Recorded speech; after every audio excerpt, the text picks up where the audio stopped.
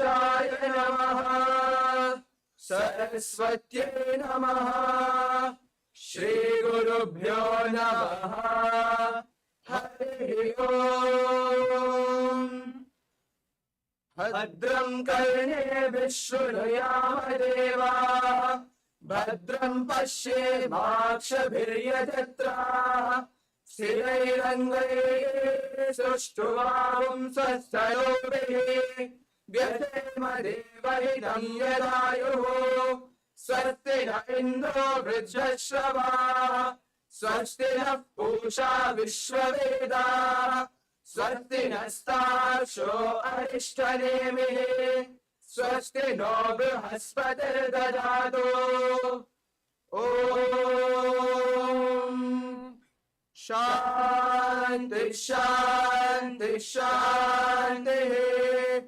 ॐ नमस्ते गणपतये त्वमेव प्रत्यक्षं तत्त्वमसि त्वमेव केवलं कर्तासि त्वमेव केवलं धर्तासि त्वमेव केवलं हर्तासि त्वमेव सर्वं कल्पितं ब्रह्माणि त्वं साक्षादात्मासि नित्यं ऋतं वच्मि सत्यं वच्मि अव त्वं माम् अववक्तारम् अवश्रोतारम् अवदातारम् अवगातारम् अवालोचानमवशिष्यम् अवपश्चात्तात् अवपुरस्तात् अवात्तरात्तात् अवदक्षिणात्तात् अवचोर्ध्वात्तात् अवाधरात्तात् सर्वतो मां पाहि पाहि समन्तात् त्वं वाङ्मयस्त्वं चिन्मयः त्वमानन्दमयस्त्वं ब्रह्ममयः त्वं सच्चिदानन्दाद्वितीयोऽसि त्वं प्रत्यक्षं ब्रह्मासि त्वं ज्ञानमयो विज्ञानमयोऽसि सर्वं जगदिदं त्वत्तो जायते सर्वं जगदिदं त्वत्तस्तिष्ठति सर्वं जगदिदं त्वयि लयमेष्यति सर्वं जगदिदं त्वयि प्रत्येते त्वं भूमिरापो नलो निलो नभः त्वं चत्वारि पदानि त्वं गुणत्रयातीतः त्वं अवस्थात्रयातीतः त्वं देहत्रयातीतः त्वं कालत्रयातीतः त्वं मूलाधारस्थितोऽसि नित्यं त्वं शक्तित्रयात्मकः त्वां योगिनो ध्यायन्ति नित्यं त्वं ब्रह्मास्त्वं विष्णुस्त्वं रुद्रस्त्वम् इन्द्रस्त्वमग्निस्त्वं वायुस्त्वं सूर्यस्त्वं चन्द्रमास्त्वं ब्रह्म ॐ शान्ति शान्ति शान्तिः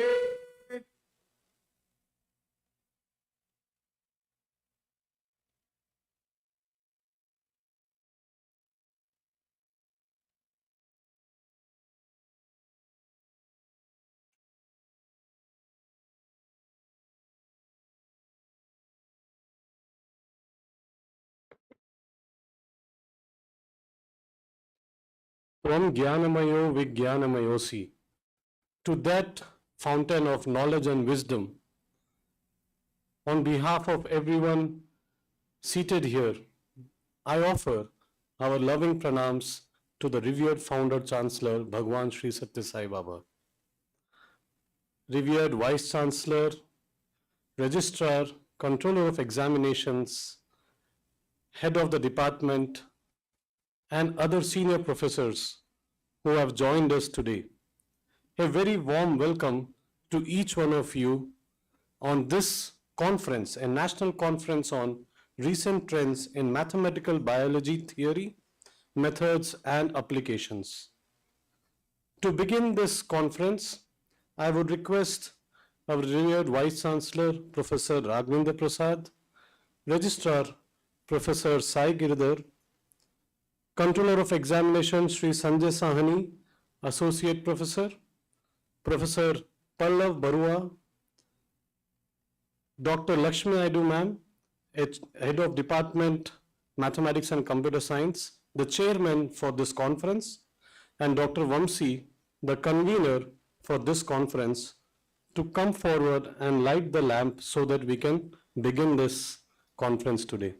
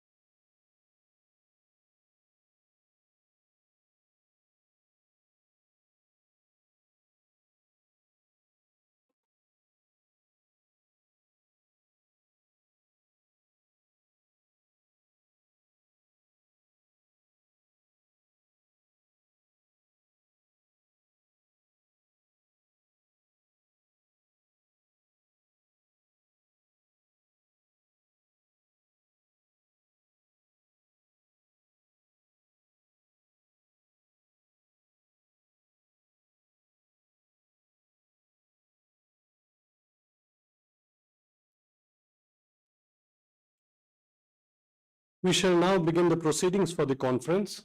The first speaker for the day is Dr. Vamsi.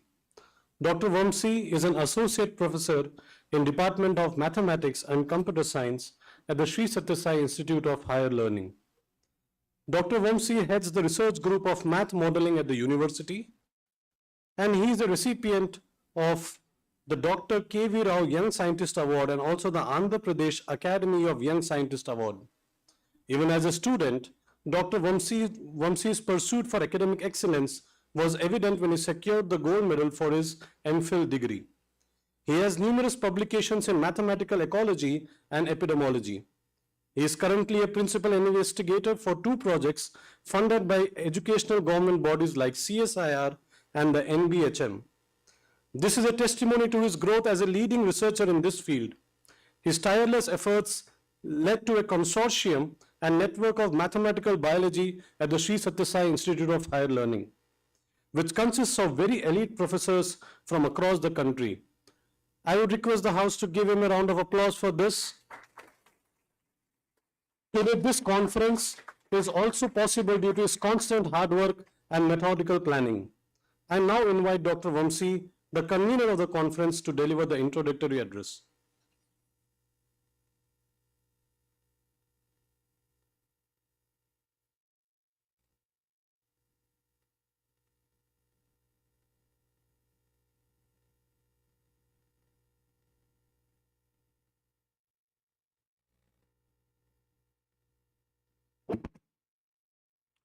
Om Shri Sai Ram. With humility and love, I offer myself at Swami's lotus feet. Respected Vice Chancellor Sir, Registrar, Controller of Examinations, Director of the Campus, Dean of Sciences, dignitaries, invited speakers, participants who have traveled a long way, dear student brothers, on behalf of the organizing committee, I welcome you all for this national conference, Recent Trends in Mathematical Biology, Theory, Methods, and Applications. Firstly, I thank Dr. Sai Sham Sharma for the kind words of introduction. Can we have the slide change, please? Invoking Founder Chancellor Bhagwan Sri Sathya Sai Baba's blessings. So I would like to draw your attention that in SSIHL, our focus specifically for the research has been in the areas of energy, environment, and health. So I would like to get your attention to this quotation of the Founder Chancellor of Bhagwan Sri Sathya Sai Baba, wherein he emphatically states that the scientific knowledge we acquire must be used for the benefit of our fellow men and society. So our research is majorly focused on the societal applications. So coming to some of the, since some of you are visiting for the first time to Puttaparthi, so I thought I want to brief you about, not only about our institute, but the various activities that happens in Puttaparthi, or some of the places that are very interesting to visit. So coming to SSIHL, some of the salient features of SSIHL include that we offer free education to all the students based on merit. We have a very favorable student-teacher ratio of 8:1. And all of you would have experienced in Mandir when you are walking towards SSIHL. We have a very good spiritual ambience. And also we have alumni who are accomplished. And I'm also happy to share that one of the keynote address, Professor B.V. Ratish Kumar, is an alumni of SSIHL, who is he is currently with us. And this is the website. So more details can be found about SSIHL in this website. Can we have the next slide? It's not moving. Yeah. So coming to the Department of Mathematics, we have a blend of the mathematics and computer science faculty. So I would like to state that recently we have this actuarial also adding. So in Swami statements, we are not one department, but three: Department of Mathematics, Actuarial Science, and Computer Science. We have a blend of mathematics, actuarial, and computer science faculty at our department. We work both at the theoretical level and the applied level, as well as in the leading technological areas. We are up to date. Some of the first areas of the department include, of course, mathematical modeling in the field of mathematical biology, micro-local analysis, differential equations, machine learning, deep learning, and computer vision, and cryptography. So more details of the department can be found out in the web link given here. So we offer 3 specializations at the department. In mathematics, we offer a couple of specializations: industrial mathematics and scientific computing, computer science, and actuarial science. So we are governed, and the university is governed funded by the Central Trust, which is a charitable trust, and it does a lot of socially relevant activities, service activities. So the focus has been in the 3 fields. Some of the major focus of the trust has been in the 3 fields of education, water supply, and Medicare. Especially, we have a couple of super specialty hospitals, one stationed at Puttaparthi. When you are on the way, you would have seen a super specialty hospital in Puttaparthi, and one at the Whitefield, Bangalore. So coming to the series of conferences and workshops. So this all started in 2017. So when I was attending a workshop as one of the participants for an invited lecture at the University of Arizona, Tucson. So I had a chance to meet this professor by name. Some of you might be knowing Mr. Anuj Mubai at University of Arizona. That time he was a professor at the University of Arizona. So we both kind of had a dialogue, and we wanted to start this Indo-US series of workshops. So that led to the first workshop. I know some of the participants could not come here because of the late train maybe, but some of them actually attended the workshop in 2018. It was coined as International Workshop on Modeling Dynamics and Disease Spread. So this was celebrated on the eve of 25 years anniversary of Department of Mathematics and Computer Science. It was jointly organized in collaboration with Arizona State University. And I'm sorry for the font. This is the flyer for that conference. And we had, once COVID has hit, everyone has moved to the virtual situation. So we had a virtual workshop being conducted in 2021 owing to the COVID, and that was the second series of Indo-US workshop. So it was coined aptly based on the past to present, the changing trajectory from past to present after the COVID-19 pandemic. So this was again organized in collaboration with the Illinois State University, USA. So this is a flyer for the second conference what we have organized. As you can see, it's a club of both the speakers, Indian speakers and the USA counterpart. So now coming to briefly about the department mathematical biology. Of course, during the sessions, one of the sessions, I will have our team will have a chance to discuss more. So right now, over the last 5 years, we have 25 publications. We have few big chapters and conference proceedings, and also the research work has been presented at multiple national and international platforms. So as mentioned by Dr. Sham, we have a couple of projects, one in the epidemiology and one in the ecology, funded by CSR and NVHM, which is with the Department of Atomic Energy. And we are also active collaborations with CLTRI, NTA, and ACTRAC Mumbai. So this, for socially relevant research, we are collaborating with them and trying to apply our results to the society. And also a few interesting places. I thought I'll just go give you a brief glimpse of few interesting places what you can see in Puttaparthi. So we have, of course, the focus has been on the central theme has been on the Mahasamadhi of Bhagwan Sri Satsai Baba in the Sai Kulwant Hall. Tomorrow evening we have a Mandir visit.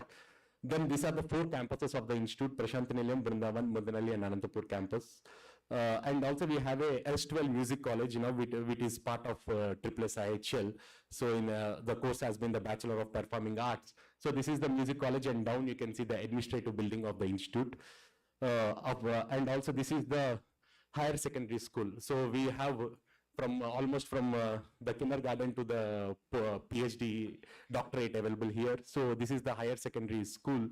And also this is ours is a strict residential system. So all the boys, all the master students and the bachelor students reside in hostel. This is the Satsai Senior Boys Hostel where they stay. On the way you can see, and we have a world-class indoor stadium available here. So the students during evening sessions and morning sessions, they can go and utilize this indoor stadium. Then also we have a couple of museums. So one is called as the Chaitanya Jyoti Museum, and we have a planetarium available here.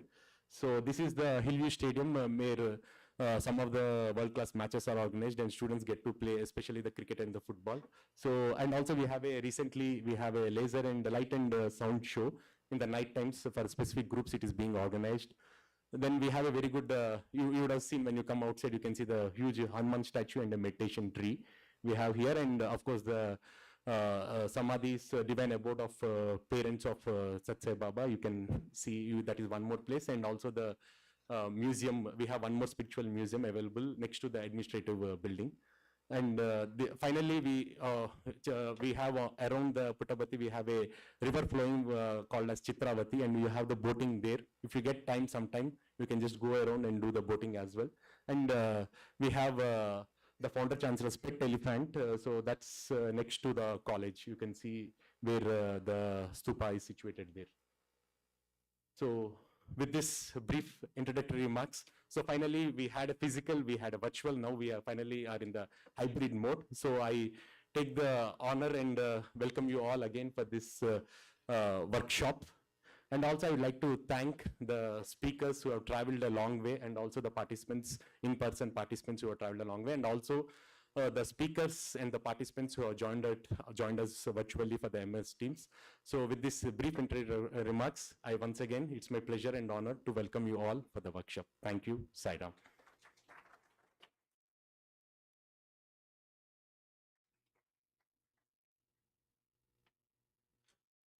Thank you, Dr. Vamsi. I'm sure after Vamsi's introduction, some of you who are visiting Puttaparthi for the first time would like to cancel your tickets. If you can, please do that. You may want to spend more time around and see Puttaparthi. There are so many things. Before I go on to introduce the next speaker, I would at this point of time also apologize, because when you have somebody who's very familiar to you, you think they are part of the family. So I forgot to welcome our director, who's also part of the DMAX family. So Director Dr. Raghunath Sharma sir, sorry, I missed you out earlier. I now invite the next speaker, Professor Pallav Kumar Barua, who is a professor in Department of Mathematics and Computer Science. Professor Barua is currently the Dean of Sciences at the university. He completed his PhD in mathematics in the area of differential equations in the year 1994. It was around the same time that the Department of Mathematics was transitioning into becoming Department of Mathematics and Computer Science. At that point of time, as a youngster, his enthusiasm and quest for science made him pursue interest in various computer science subjects. Today, he is a well-known name in the area of high-performance computing in the country. In the past few years, he has also taken interest in combining advanced computer science techniques with actuarial science. His efforts, along with Sri Satyasai Mudigunda, have brought laurels to the university across the globe in the area of tech actuarial. Professor Barua has never shied away from pursuing large dreams from a small town. With these words, I now invite Professor Pallav Barua to deliver his welcome address.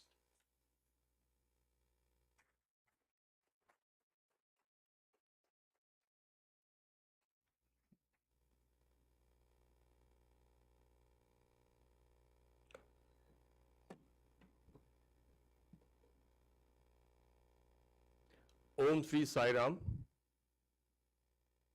We offer our humble pranams at Bhagwan's lotus feet. I take this as a privilege to welcome one and all to join us for this conference. For those of you who are here in person, welcome to you all. And those who could not be here and joining us on the virtual meet, we hope the next time you'll be here with us. Welcome to you all to this event. Very recently, I took over the new responsibility of Dean of Sciences of this university. So I thought I will bring to you some of the good news, some activities that is happening in science departments, which may be of particular interest to this community in mathematical and computational biology. Related to life sciences, human sciences, there are a lot of activities that is going on in various science departments. I will not be talking about mathematics, actual science, or computer science, though I belong to that department. I will be talking about other science departments today. This system of education brings us the good news of developing holistic personality. Currently, in this nation at least, the buzzword is NEP, New Education Policy Implementation, and holistic personality development is one of the deliverables through NEP. I'm sure all of my colleagues in academics, I'm sure in your respective institutions also, you are working towards that. This model, which was blessed, we were blessed with this by our founder chancellor, captured the same idea, and this has been in practice in this place for past more than 40 years. I will come back to this a little later. Now I will talk about some of the scientific exploits that is going on in various departments. Our bioscience department has been choosing health and environment as the trust area of their activities. In this regard, they are working with disease biology. They talk about Huntington. A lot of work has been going on at the different levels, genomics, proteomics, transcriptic level, at molecular level studies are on to understand more and more about diseases like Huntington, rheumatoid arthritis, glaucoma, and so on and so forth. The other area is antimicrobial resistance. So this is another big area in the current civilization. All of us must be knowing that bacteria are becoming resistant to our antibiotics, and what is the way out. In this group also, at various levels, from molecular to transcriptomics, studies are on to understand how to get out of this issue of bacteria being resistant to our antibiotics. Wastewater treatment is another very important area, especially a country like India. We are almost the largest population in India, though unofficially, in world, and we have limited resources. So wastewater recycling, treatment, and making it useful is another big area of research, and this department is very actively pursuing this. Bioremediation through fungi, that is another area. And structural biology, of course, has been a big thing, and there are a lot of collaborations even happening with mathematics, computer science, and other departments from this group of biosciences. This is for your interest, and I would request any of the participants, you can visit this department just across the other wing of this building and discuss more about these things with these people. The other interesting department is the chemistry department. They are having a lot of work through mathematical and computational modeling. They use these things, and the core thing is the molecular dynamics simulations. One of the group is studying how to, I would say in layman's term, how to have biodegradable or bio-friendly glass made through composites. The other group is talking about, let us say this is an example of the bags we use in blood banks to store our blood. Right now, the longevity or the duration of shelf life of this blood in the bags is about 28 days. Now, our group is working how to enhance it, how to increase it, maybe double it. And they have already found some very interesting results through molecular dynamic simulation. And the last part of this slide shows that they have hit upon a very bright idea, which may show us how to double the shelf life of human blood that is extracted in the blood banks. Another department is the food and nutrition. That is a big thing nowadays, you know, for whether a person is, sportsman, whether he is or a patient in diabetic, etc.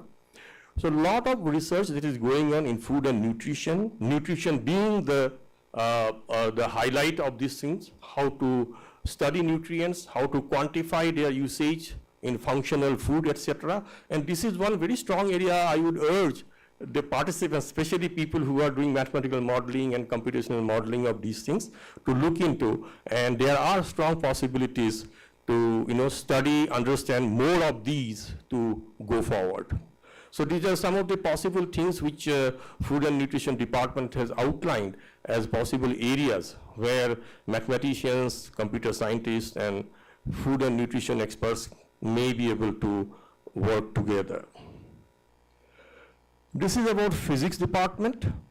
You know, TB has been an issue, and recently, and we know that currently India is moving towards TB free by 2025. Department of Physics has worked very actively in fluorescent imaging to understand, to peep into the TB patient's sputum and, to study details to understand the progress of the disease, the current state of the patient's affairs, etc. These are research funded by the DST. This is another Department of Physics that works on micronutrients.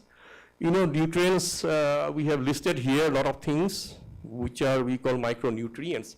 And to understand the trace elements in any sample, this they have worked with diabetic patients, fasting blood sample and postprandial blood sample, how to understand what traces are there of which element, and based on which the diagnostic and treatment, etc., can be planned.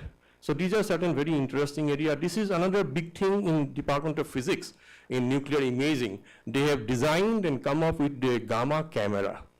Gamma radiation based a camera to understand, to peep into the small organs like thyroid, etc.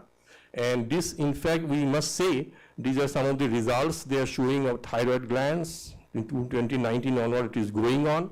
And this is right now in the clinical trial stage.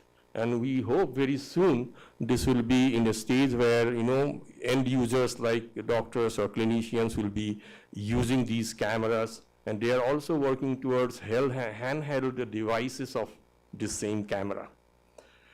Biomaterials is another area where Department of Physics and Material Science Group is working very actively. One of the important things that they are doing, currently pursuing, is the dental implants. How to design and have these dental implants, how to design materials for that, which is going to be useful. Another area of biomaterials work that they are doing is how to avoid the ill effects of radiation, especially gamma radiations. Some of the glass materials that they have designed, here we have shown on the right of the slide, bismuth borate glasses. And that is another big thing, and a lot of appreciation they have received from different scientific community. And these are areas where a lot of work that needs to be done to study, understand more through mathematical and computational modeling. Coming back to our system of education, we call Sri Sathya Sai value-based integral education. This integral education actually talks about the holistic personality development of the students. And this is received and done through 5 different aspects of culture. That is physical culture, and devotion aspect, intellectual, and so on and so forth, 5 different areas. And this is done so far. Whatever I was talking to you about on the right side of the pillar, that is through academics, ending up in research publications, conferences, knowledge and skills to develop the intellectual capital of the student. The other side of the whole education system is on the left, through which we work on character development and finally end up in moral capital in the individual. These things are achieved through various activities. For example, the hostel life itself is a big education for our students. As Dr. Vamsi mentioned, it is totally residential system. People live in the same hostel, in the same dormitory. In one dormitory, 12 to 14 students live, and in the process, they learn a lot of things about life, about adjustment, accommodation, being sharing, being sensitive to others' need, etc. So hostel life is one big thing which adds to the education process of the students and holistic development. There are activities called self-reliance, where the students take part in activities just for the sake of supporting the community where they live in, not for personal gain. In this slide, I can tell that this particular student who is repairing a ceiling fan hub here, he is actually pursuing chemistry. He's a student of synthetic organic chemistry, but repairing fan here. The person where he is cutting a metal rod here, he is a student of economics and finance, but he is doing is just that his skill may support the community for a better life. Similar is the case with these students who are helping with the first aid in the dispensary or serving food to their fellow sisters. Similar is the case, self-reliance departments.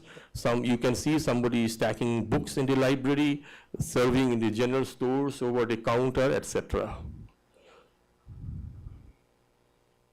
Sports is a very integral part of our existence here, because we feel only a healthy body can house a healthy mind, and therefore people can be really active in intellectual pursuit. And therefore a lot of facilities are provided, and this is how the sports centers are being active.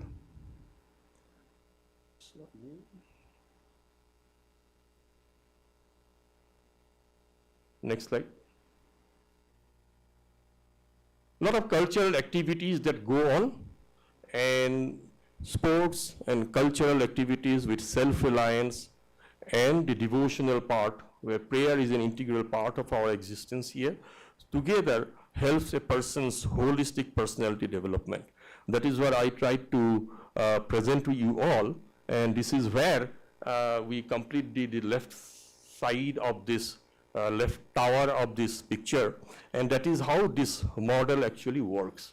If you see, to recapture the Sri Satya Sai value-based integral education, which is abstracted as the idea of modern Gurukula, and the process of modern Gurukula is captured in this 5-petal lotus: intellectual, cultural, devotional, physical, and service aspects of this, which we just showed you some graphics.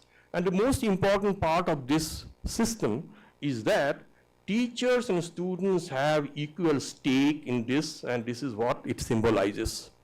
If you talk about NEP implementation and realization of the goals of NEP, this is the basis.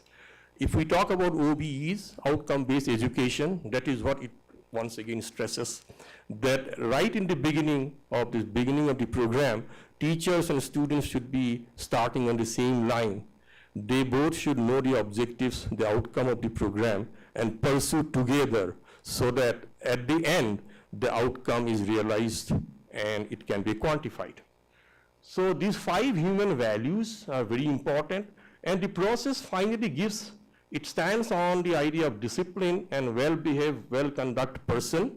And outcome of the process, if you see here, it is captured: spiritually aware, socially responsible, and professionally sound individuals. That is what this system stands for. This is how it is being practiced. And I once again take this opportunity to welcome all of you, and also dedicate this presentation and everything to the source of all our strength and inspiration, Bhagavan Sri Sathya Sai Baba, founder, chancellor of our university. With these few words, I once again welcome you all. I hope next 2.5 days will be very fruitful interactions, and we're looking forward for more and more interaction with this community so that together we can achieve more for the benefit of the society and humanity at large. Thank you. Sai Ram.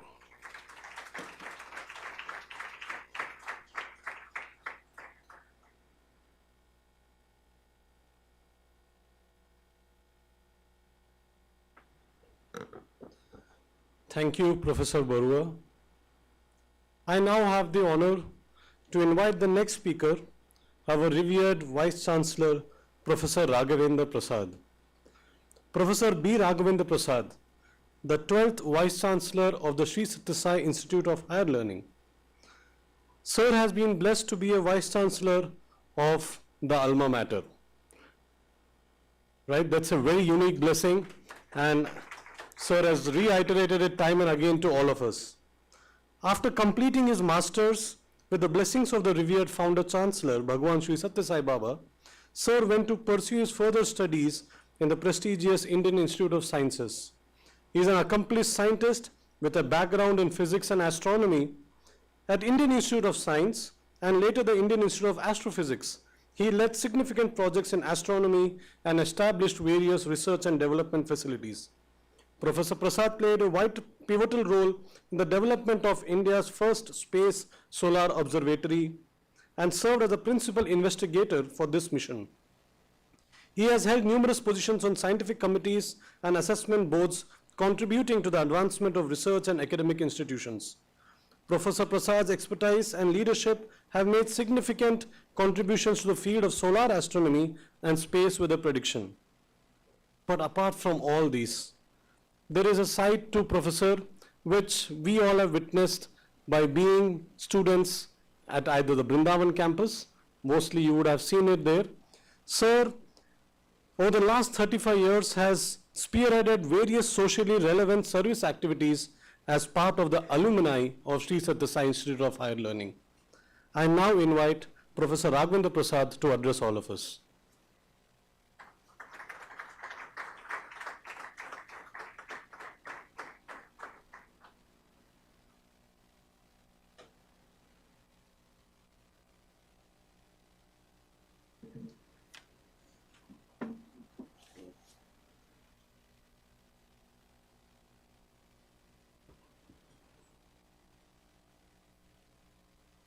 Om Shri Sai Ram. I offer my most prayerful salutations to our revered founder chancellor, chancellor of this great university, and all of you are welcome over here.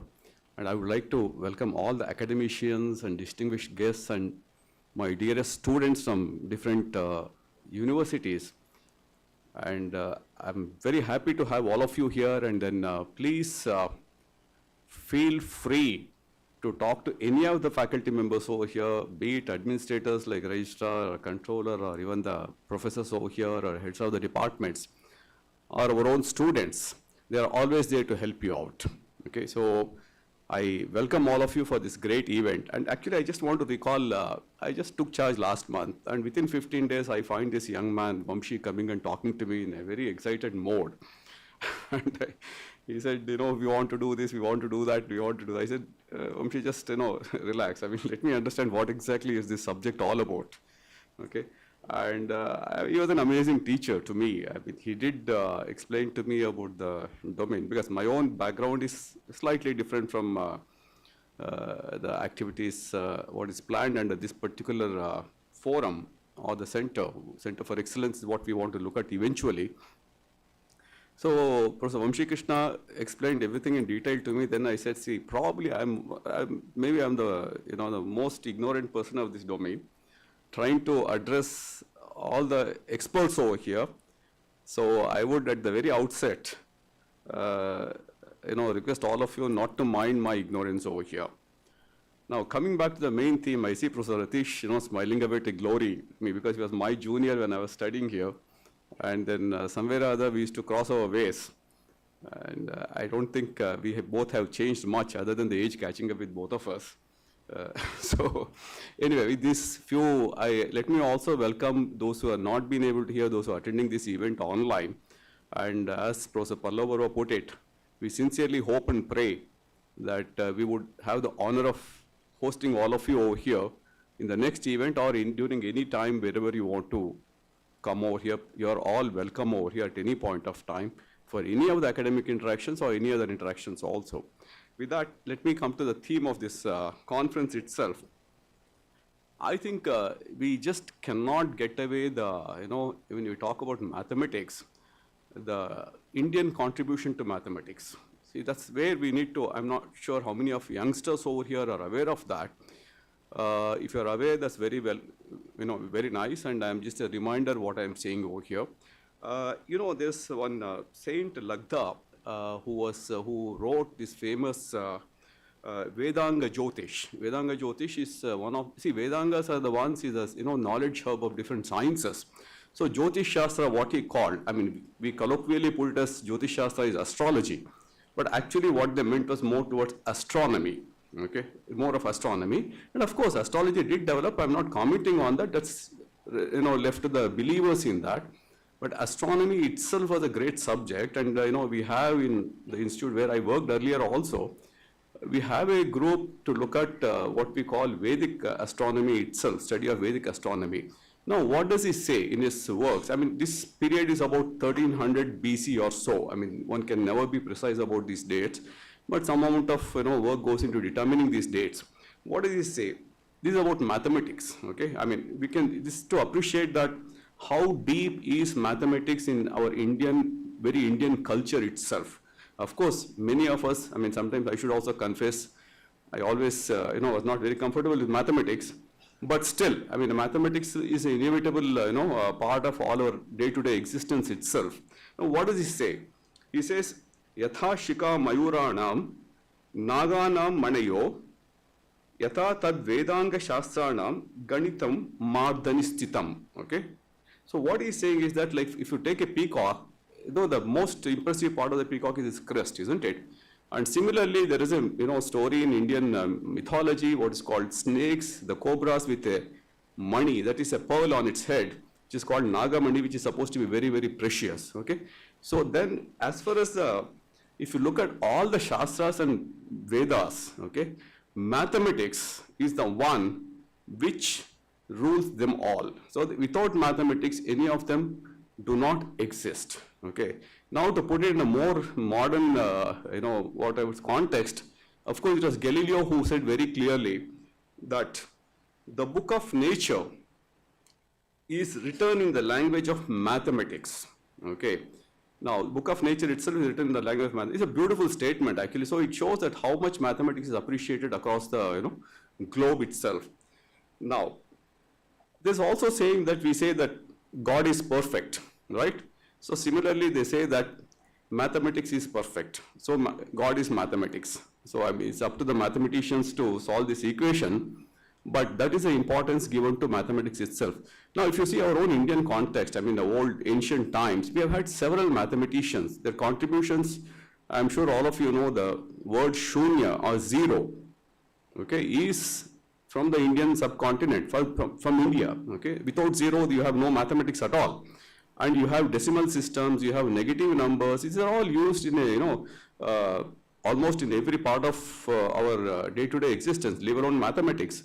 So, India had several great mathematicians like Bhaskara, Madhava, Varaha Mihira, several of them, and I'm not sure how many of you really. It's very interesting to study about their lives and their contributions. Please do read them if you have not read them, so that you can appreciate the actual Indian contribution to the domain of mathematics itself. Now, coming back to the theme of this subject, today's conference, I'm sure both Vamshi and Pallav have not left anything to me to talk. Okay, and I don't want to again show my ignorance. I mean, just to say that I think to save ourselves, to save the human species, to save all the species, we have millions and millions of fauna and flora in the world, right, on Mother Earth. And we do not know how many of them already are, they don't exist anymore or extinguished. So I think this is one domain which integrates both mathematics and biology. And the purpose of this integration, I'm sure every one of you know very well, basically not to make it more and more, to put in a more simplistic way, to come out with the predictive models on various, aspects of our own existence, be it diseases, be it, the ecology, be it anything for that matter. So this particular theme, mathematical biology, is centrality in the long run for our own existence as such. So I see that there are a lot of nice lectures lined up, various experts in this domain are going to talk about it. Now let me come back to our own, what is the purpose of this entire program at SSIHL itself, means SSIHL of Higher Learning. Since we have groups here, interdisciplinary groups. In fact, I was looking at our own faculty profiles recently, and I find that this is one of the youngest faculty what we have here. Okay, most of the experts, faculties are in their mid-40s. Okay, so you can see that how they have sort of started working with each other in the interdisciplinary programs, and Professor Pallav talked quite a bit about all of them. And the idea is to have centers for excellence in different domains. Okay, and mathematical biology is one such center for excellence what we want to initiate. Now, what is the purpose of this center itself? One is to study these 3 points were given to me by the person who thought most about it, Dr. Vamshi. Okay, let me quote him over here. One is to study the time optimal control for additional food provided, predator-prey systems exhibiting, hauling type 3 and 4, functional responses. The other one is to study the dynamics of additional food provided by predator-prey system with mutually interfering predators exhibiting type 3 and 4 responses. Now, this is basically on what I say is mathematical ecology, right? Mathematical ecology. And now on the mathematical epidemiology side, they are working now on various contagious diseases and how to model them, and whether we can come out with good governmental responses to control them and contain them, and also to prevent them. So these are, again, as I see, is that, my little bit of understanding of these domains for the last few days, what I've been looking at it, most of them is to come out with predictive mathematical models for prevention, more for prevention than curing. Curing, of course, is an integral part of it. Prevention is more important over here. And this particular center, what I would suggest, what I would sort of tell is that is a right place, simply because, as I was talking about, we have groups over here with different domain expertise, and with all of you, ladies and gentlemen, from different institutions with all your expertise in different domains such as artificial intelligence, data science, biostatistics, life sciences, and medical sciences, all of that put together, I'm sure this center can be a sort of global hub. That's what we are planning for, a global hub for most of this, predictive models in biology, particularly the human existence and also the ecology itself. So I wish that next 2.5 days over here will be very intellectually stimulating. And when you go around Prashanthi Nilayam, you will find what Professor Pallav Barwa and what Professor Vamshi was saying. It is spiritually enlightening. Okay, if you walk around there, if you look at the ambience, if you look at the whole place there, I am sure all of you will gain by staying here 2.5-3 days. And of course, that Professor Pallav Barwa said, some of you might postpone your trip itself, if not cancel it, to stay here for a longer period. And I again welcome all of you, and those who are here and those who are attending this conference online, to spend your time, in a very, what I would say is that help us, help our own students and institutions with your expertise and knowledge, and explore the possible ways of more collaborations, so that in a collective way, the whole idea is to now look at whether this entire subject of mathematical biology can be taken at undergraduate and postgraduate levels itself. So the idea is that, I see, since I was part of various, environmental friendly, sustainable energy programs and various other things, I see that this particular, the awareness among the youngsters is very, very poor. Okay, so this program, if it can percolate down to university levels eventually, I'm sure Mother Earth will be a much better place and much safer place for all of us and for our future generations. Otherwise, if we go on this same, the way we are heading towards now, I don't want to be a doomsday predictor, but still, life is not going to be very comfortable for all of us.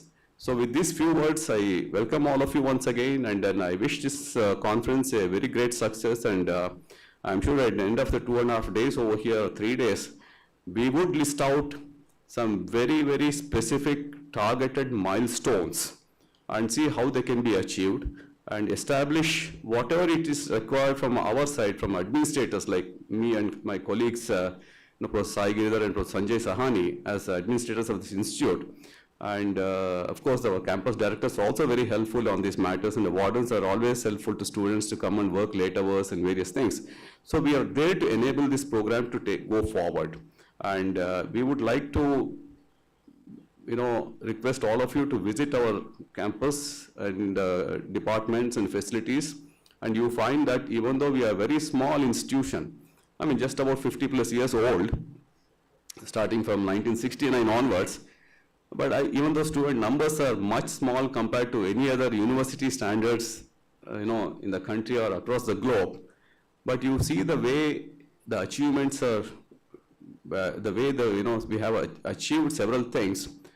It is nothing but sheer dedication and hard work of all my colleagues over here.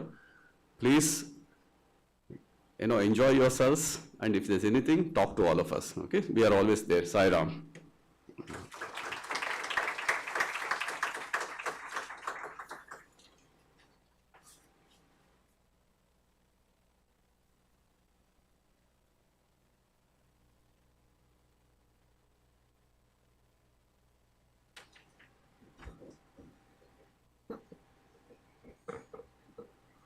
We thank our Vice Chancellor for showing and talking about how the importance of applied mathematics can make a difference to even somebody who is at an undergrad level. Because these days when undergraduate students are told about real analysis, they want to know where is it being applied. But if a course like mathematical biology was there at the undergraduate level, maybe they would still appreciate it. Thank you, sir. We now move to the plenary talk for this conference. And we have a very distinguished speaker with us, Professor Arni S.R. Srinivasa Rao.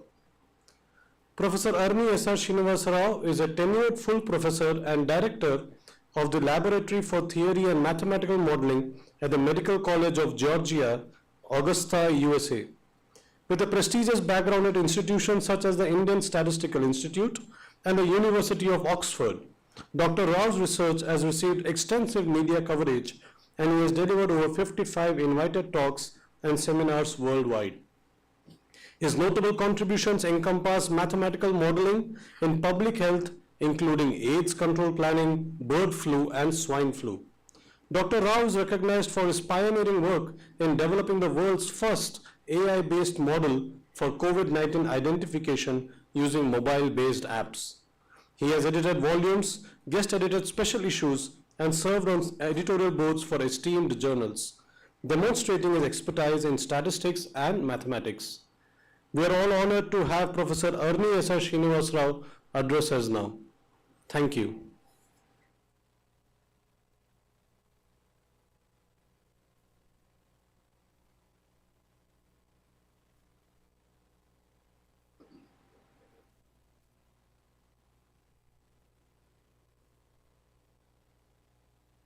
Sorry, Professor, can you hear us? I think your channel is muted, so we aren't. Muted? Okay, sir, now we can hear you, sir. You're with us. We can hear you now, sir. Sorry, sir. Say to all, can you hear me now? Yes, sir, we can. You can, okay. Yeah, it is a great honor for me to speak on this occasion. And I just heard brilliant talks by Professor Vamsi, Professor Barua, and Professor Prasad. They explained all the nice things about Satya Sai Institute in Puttaparthi and the importance of ancient math. I fully agree with Professor Prasad about the Indians' contribution in mathematics since the Solva Sutra days. So very recently, this year, I'm publishing an article on the same topic, titling the 5,000 years of Indian mathematics, along with Stephen Kranz, my collaborator.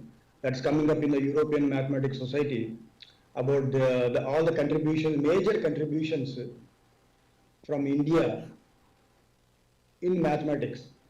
So India was good at pure and both applied math. That's the reason India also had about 25% of the world GDP from the Mauryan dynasty onwards to the 17th century. Before Britishers looted money from India, India actually had 25% of the global GDP, which even today no country had that kind of role. So almost India and China together had 50% of the global GDP until the 17th century, from the modern, almost from the last 2000 years. So math and science contributed in an enormous way for Indian economy, the business techniques, the material sciences, everywhere the scientific contributions from India was large. And as Professor Prasad, I mean, that was not my main topic of presentation today, but he diverted me to that aspect. So, but maybe some other day we can discuss those things. So my talk would be essentially what all contributions for the last 2 decades that I have been involved in math biology, and this will be a non-technical talk and overview of the importance of non-mathematicians, how they actually shaped up the math biology, because mathematical biology is, to me, it is about contribution to the society using mathematics as a tool. And mathematics, it includes mathematics, probability, statistics, all together, mathematical sciences as a tool for various societal problems that are broadly involving biology including ecology and all the genetics, medicine, all together, broadly we call mathematical biology. So with that background, I would like to start my presentation. So again, as I mentioned, I would like to speak for about 30, although they allocated 45 minutes time, I want to speak for about 30 minutes and then 10 to 12 minutes maybe for a question answers. So let me start my screen.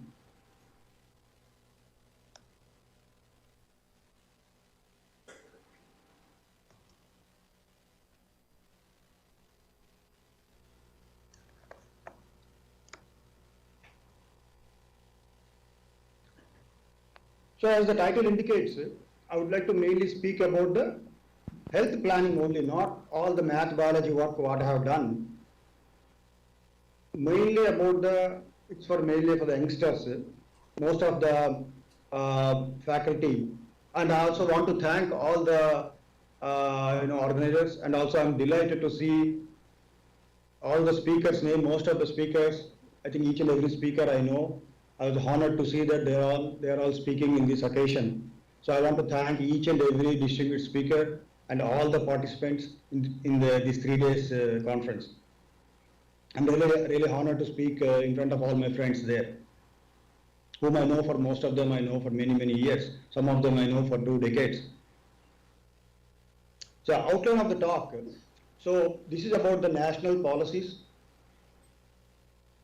and I would like to give you the example of HIV/AIDS program in India and the poultry diseases, H1N1, COVID-19. I mean, I listed them, I prepared slides on them, but as soon as half an hour is done, I would like to stop. So, but I would like to go slowly over the slides, so that this is for the mainly for youngsters, those who are beginning the career, so that the importance of collaboration with the non-mathematical scientists to come up with to solve the problems in the real world. So I want to thank all my collaborators, especially in math biology, not all the collaborators in my career, but especially for math biology. In India, I want to thank K. Sudhakar. He's a public health expert in India, in New Delhi. And Thomas Kurian, he is at CMC Vellore, and he is a medicine. He is expert in medicine. And Ramesh Bhatt is a health economist.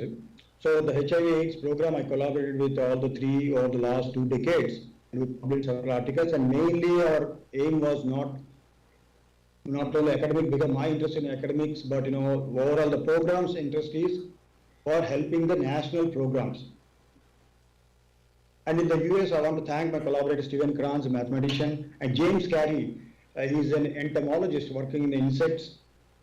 And about a decade ago, when I solved the open problem, James Carey, in the 10 years back in the Ohio State University, in an important math theorem, then James Carey promoted it, because that has a lot of implications in the insect ecology, the math theorem. And Joe Vasquez is an infectious disease doctor. Mike Diamond is a gynecologist. Adam Burman, he is a cardiologist. Recently, last 3-4 years, we have been collaborating on the cardiology modeling and helping the patients to improve their performance due to the treatments.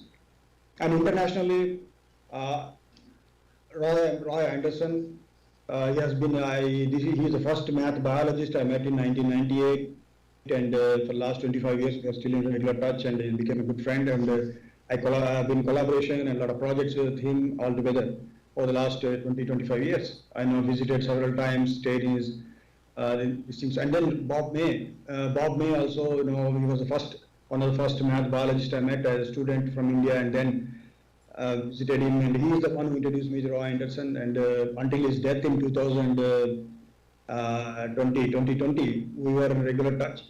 And when I was major conference organizer for annual conference of Society for Math Biology in Atlanta in 2015, I invited him, but already his health started deteriorating, and Bob May and Anderson and May, they together, the academic modeling, they were well known all over the world. And Philip Maney, I collaborated with him, and Masa Kakehashi, again, he's an epidemiologist, Masa, and David Blake is an agricultural scientist, he's a veterinary doctor, and Fiona Tomley, she's also veterinary doctor, and they are both professors in veterinary college in London. So I want to thank all the math biology collaborators, especially the non-mathematicians. They really, working with them, I understood the importance of the problems in the real world. So I would like to start with my experience of HIV modeling in India and its impact. So overall, the program aim was to provide for the government of India third round of national AIDS policy by the Ministry of Health and Family Welfare in India. The reason was, we all know that, some of you know that, but in 2000, around 2000, 1995, 2000, that period, when I was a student still, the India will be the AIDS capital of the world. HIV, number of people will be infected, will touch 60 million cases. Blah, blah, blah. All they know worldwide, there was a big hype on Indian numbers. WHO, United Nations, various international agencies, they were all jumping conclusions based on the some data, cooked up data, all the things, so India will be 60 million cases. So at that time, 2002, 2003, that period, I was just after PhD, I worked as a consultant for the World Bank to exclusively look for the HIV cases in India, develop mathematical modeling with the World Bank team. And then also I found difficult to convince to the World Bank team about, all these hypes are not real in the ground level, because I looked at the hospital data, all these things. So anyway, when the government wanted to have a 2006-2011, the committee formed in 2005, and the aim was given to us to understand the impact of HIV/AIDS in the country, and then how to control it. And again, for the 2012-2007, for the National AIDS Policy, which is the fourth round. So third round and fourth round, back to back, I worked for the government of India, sitting at the Indian Statistical Institute, and also after I moved to the United States in 2012. Still, I continue to work for the government of India's projects, along with the public health experts who are working already with the government program. So it is their initiative. When 2002, as I mentioned, working for the World Bank, Then Dr. Sudhakar, he was a public health expert in New Delhi. He was involved with the Ministry of Health. So they saw that my work with the government of, the World Bank, and then they, along with K. Thomas, Dr. Thomas, they two together, they were part of these national programs. They wanted to have a mathematical modeler for the first time. Because before that, mostly statistics was used in Indian sampling, agriculture, all these things very well known. Indian Statistical Institute contributed world-class things in applications of statistics and also both theoretical statistics. So these two scientists sitting in Delhi that time for the national program, they invited me to be part of the, because I have been doing other projects in India. And then later in around late 2010, health economist Dr. Ramesh Bhatt joined. And we all together also published several articles. One of the key article was when India wanted to import the antiretroviral therapy treatment. They asked a question that what would be the magnitude that we need to import and how these numbers. So we were really glad that the government eventually implemented our proposal in the numbers, targeted interventions, how to control all these things. So mathematics played a bigger role in national planning of HIV/AIDS, and these numbers were different than the worldwide.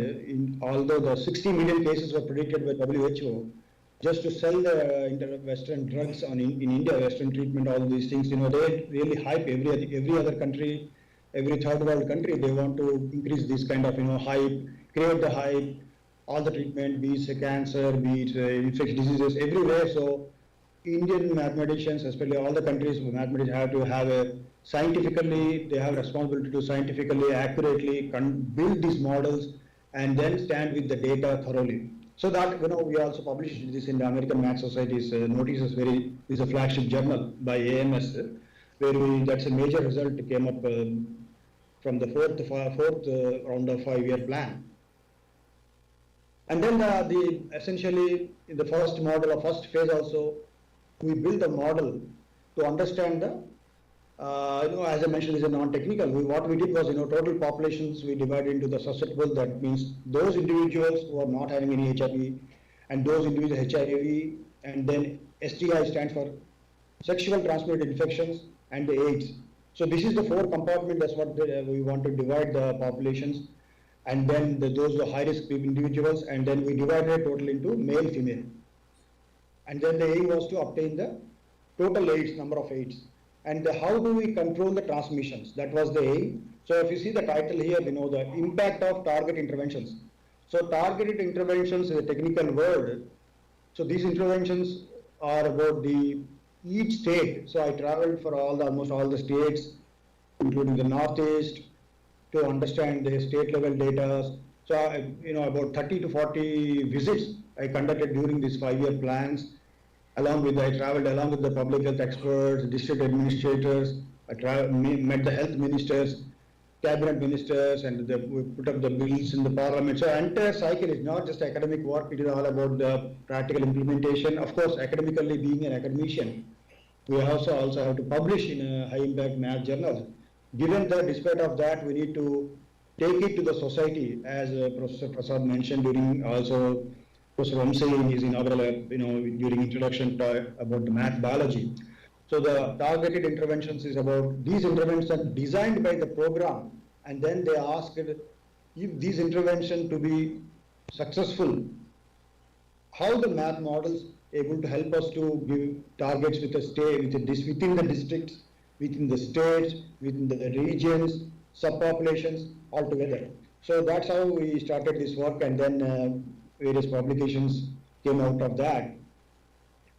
And yeah, so model prediction and summary of that HIV, if you see that. So in 2006, 2007, I think we gave the first round of the third 5-year plan. We gave the targeted intervention, we gave the targets for the government, and we predicted the HIV numbers. PLHIV stands for people living with HIV in India. So we gave the predictions in 2006 for up to 2011. All these, the blue line indicates 50% target interventions. If they achieve, what would be the HIV number? 75% targets are reached, 100% targets are reached.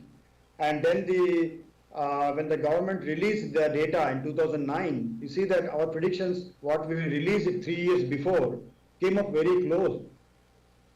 And our HIV/AIDS program in the country, along with the mathematical modeling, actually one of the best examples in the world that has, where the mathematical models have been tested for their accuracy.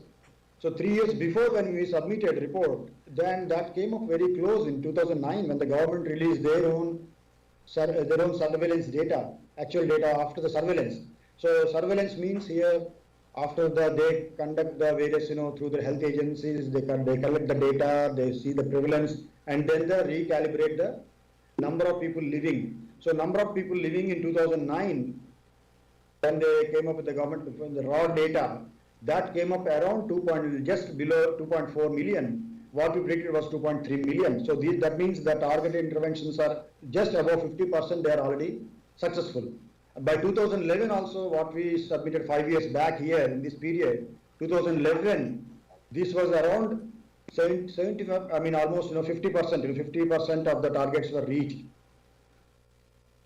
So this gave a big success for the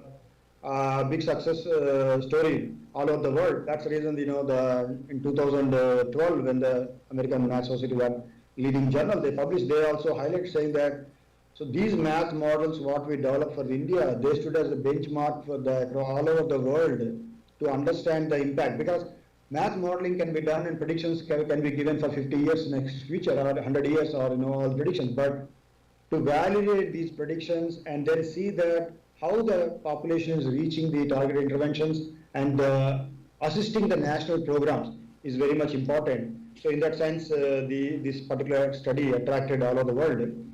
And also we wrote an article influencing, there is an edited book by the Springer about all over the world, industrial, financial, economics, all over the world, successful mathematical models. So in that they also invited us to submit an article.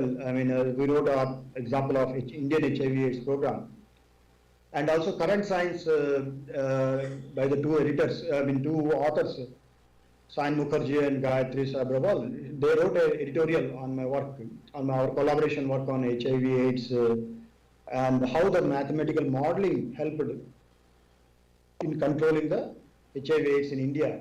So in that, one of the quote from that guest editorial, they said among the other steps, one of the things they done was, the AIDS planning in India done was in 2006, recruitment of mathematical model Arni Rao. That's what when I was at Indian Institute of Science that time. I was also there, Indian Institute of Science under the DST fellowship. I was there, I taught there for several years. Math, biology also I had an opportunity to teach differential equation, math, biology, all those things.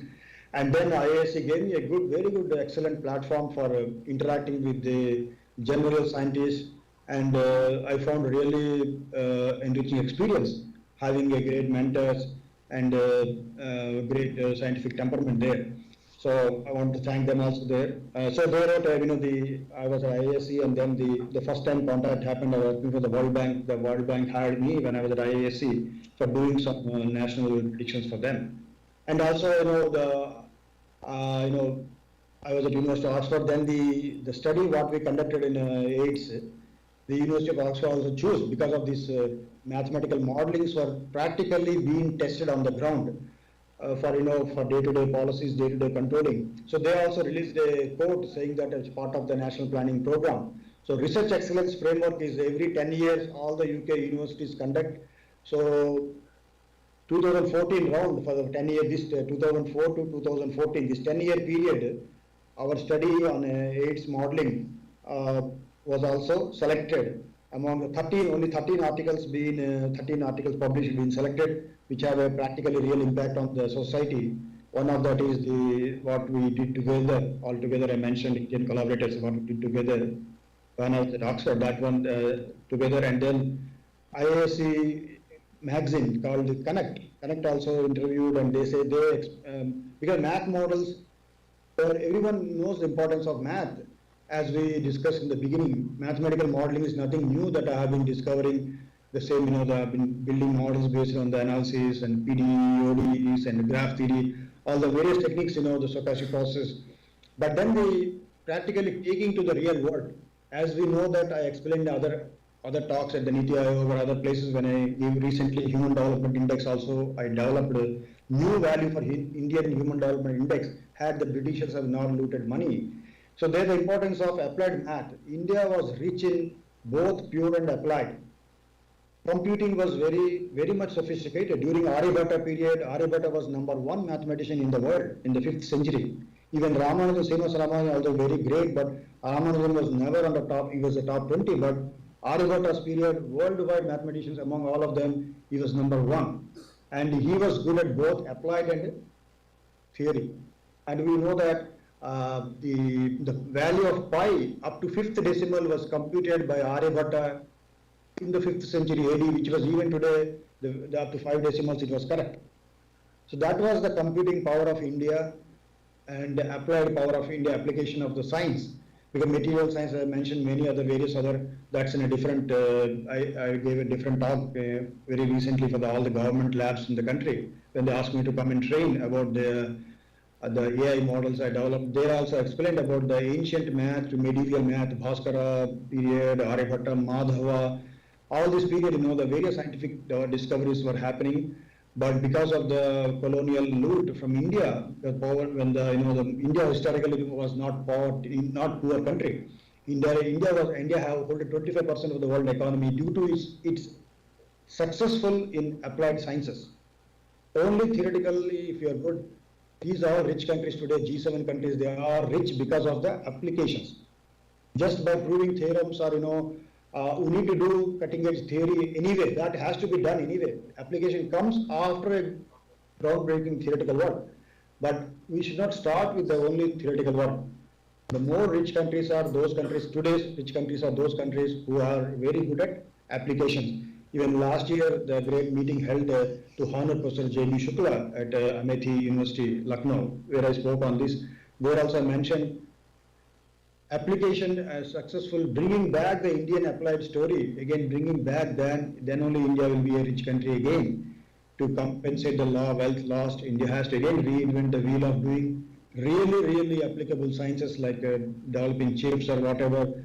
Everyone reads the same books, everyone all over the world know the same physics, same math, same computer science. India is known as IT giant, but still the export level computing manufacturing, computation, software manufacturing, hardware manufacturing is not happening. So that kind of manufacturing has to be done. So the applied science play a very big role. So I'm glad that is coming back again, that is showing a very good impact.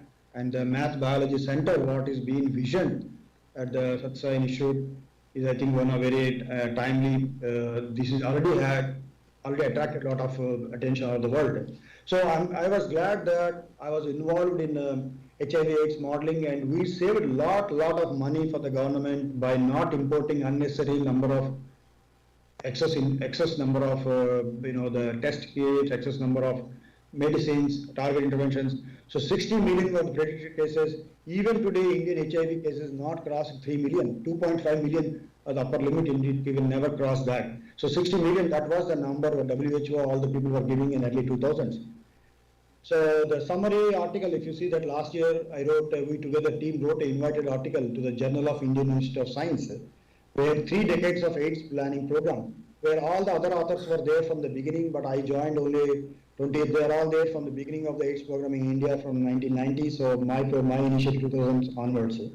So that summary article and all other articles one can see. Technically, all the details can be seen. Okay, I will conclude. So another, I don't have time to, I want to have more interactions. So one more important study where, for the poultry farmers, I collaborated with the there's all articles with the veterinary doctors.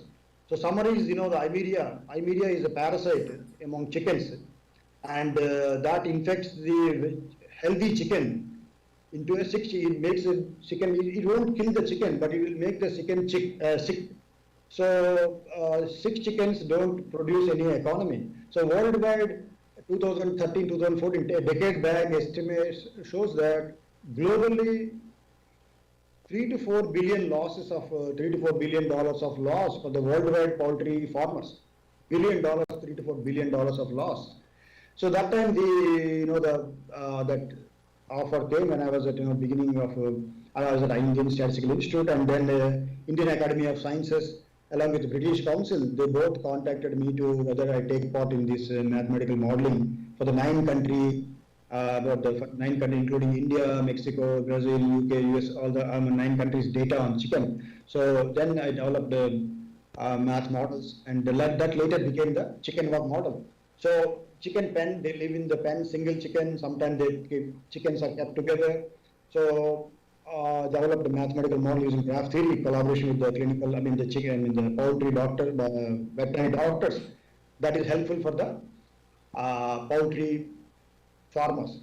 And currently we are in a stage to develop a technology for the poultry farmers where they can, based on the walking pattern of the chicken, whether they can predict the sickness of the bird in a pen. So the walking pattern could be any of these patterns. And the mathematical framework what we developed is close to NPP lemma, NPP problem. So the interested researchers again still look into that. So these two gave a lot of satisfaction to me before the COVID-19 AI model. And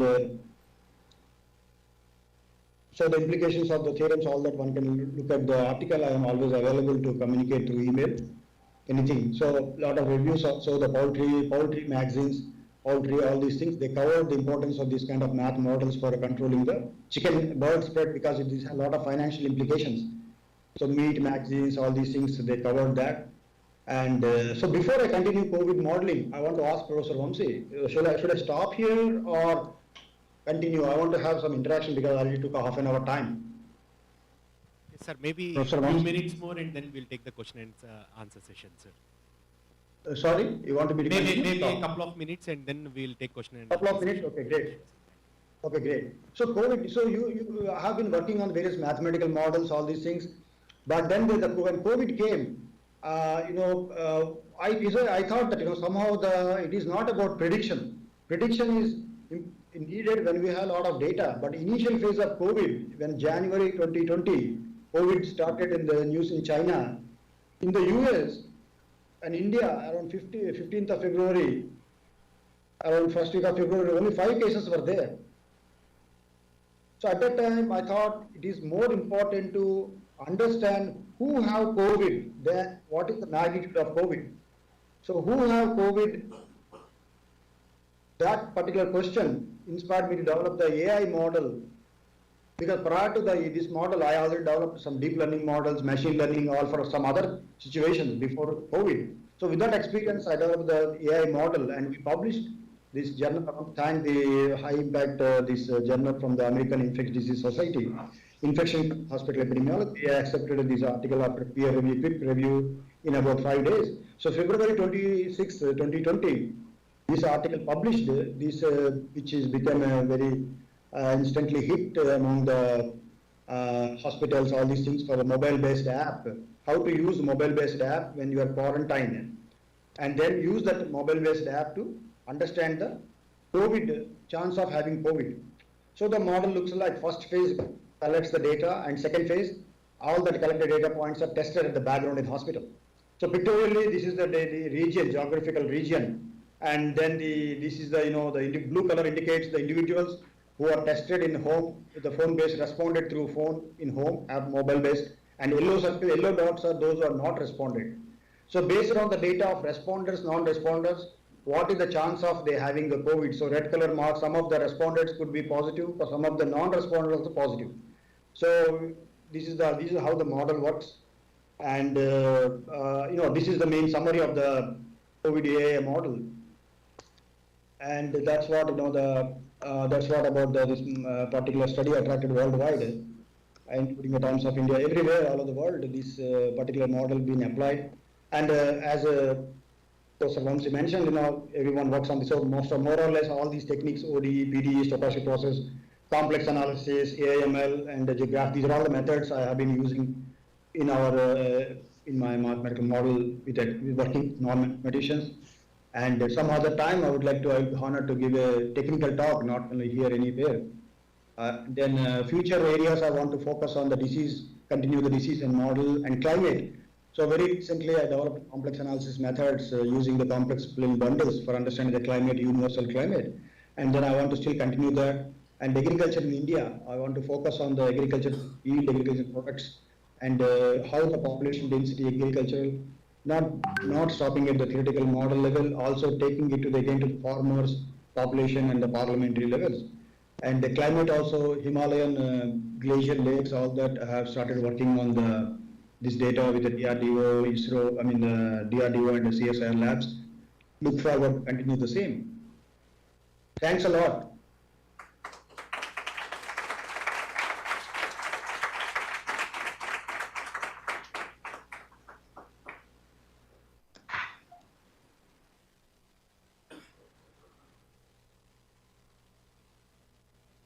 I'm sorry if I rushed too much because half an hour time I want to take up, but my slides are too long. I prepared all the slides for any questions, but sorry if I rushed. I'm glad to see all my friends sitting there. Hello to all again. Yes, we will first take questions from the hall, sir. And then if any online participants also have, they can raise their hand. And then we will go to the online participants for the questions. Anybody from the hall, please raise your hand so that we can hand over the mic to you. Yes. Sir, this is Professor Ratish. Hello, namaste Ratisha. Namaste, namaste, Srinivas Garu. So it was a very, very wonderful talk, so very informative. Thank you very much for sharing such wonderful information. While I'm very sure that your models have contributed a lot, you have, maybe for the want of time, you focused more on highlighting how these models were helpful for the policymakers. I'm very sure that your models were also helpful in the context of remedial measures in the clinical context. I'm sure the kind of the model that you proposed, maybe if you highlight a few aspects of that, it will be very useful for youngsters and various people. The different perspectives of your model, we get an idea about it. Kindly give some thoughts, share your thoughts on that. Sure, thank you.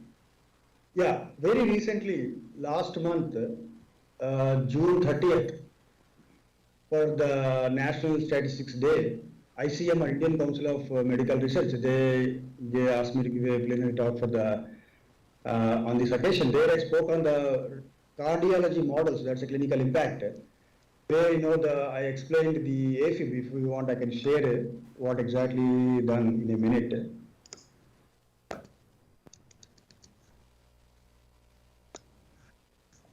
Just a minute.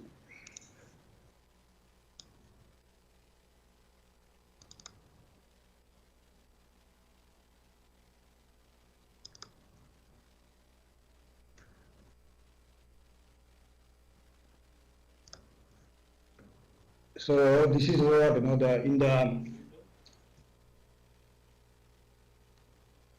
so this is the talk there. From that slide I took out. So the AFib is one of the major areas of cardiology problem. AFib means atrial fibrillation is heart gets irregular heartbeat. So irregular heartbeat can be controlled through these medicines, whereas the surgery can be done. That's called catheter ablation. This is the heart, and this is the roughly I created a heart. This is a mathematical heart. So and then some lines the veins are there, and these veins, and this is the area, the circular area of a surgery. They conduct the area of a surgery, and the catheter ablation. Catheter is injected in the heart, inserted in the heart through the surgery, and then this is performed on the patients. So impact of that, what is the impact of that, this catheter ablation on the clinical, on the patients? That's where I developed models, and then we studied the impact of that, how long patients take to recover, and how long they take to they come up. Patients can be stay in each particular stage. So there I developed a continuous time model, and that's what we know. That as I mentioned again, the technical talk. I don't want to go in technical talk, but then all the Kolmogorov differential equation. But that's another time. We can present. I'll be glad to present. So there is a big scope also. How do I close the stop sharing? Yeah. So that's how the clinically impact, and also the no-show, the hospital. One of the things where Indian clinicians also face a problem is hospital attendance. People take an appointment but they don't come. So no-show, that's called no-show. They have an appointment, if they don't come, another patient gets affected because the doctor waits for a particular patient and the patient doesn't come. That affects the other patients and then also the patient who has not come. So impact of that on the hospital administration, all that also, I have been working very recently, which has practically been applied to the society. Thank you, sir. Yep. So I apologize to the in-person and virtual participants. So due to lack of time, we have a lined up program today. So we will end up this session. So before ending up, I'll hand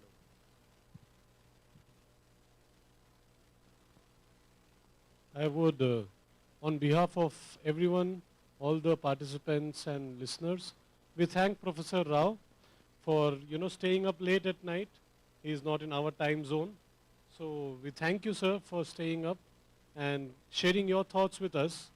As students of this department here in the Sri Sathya Sai Institute of Higher Learning, we are a department that has maths and computer science together. All our students study both these subjects together in their master's degrees. So I'm sure all of them have got some insight and thoughts today where they could apply their computer science knowledge onto this field of mathematical biology with maths background also that they get. Thank you, sir, once again. With that, we conclude this session. We will Namaste to all.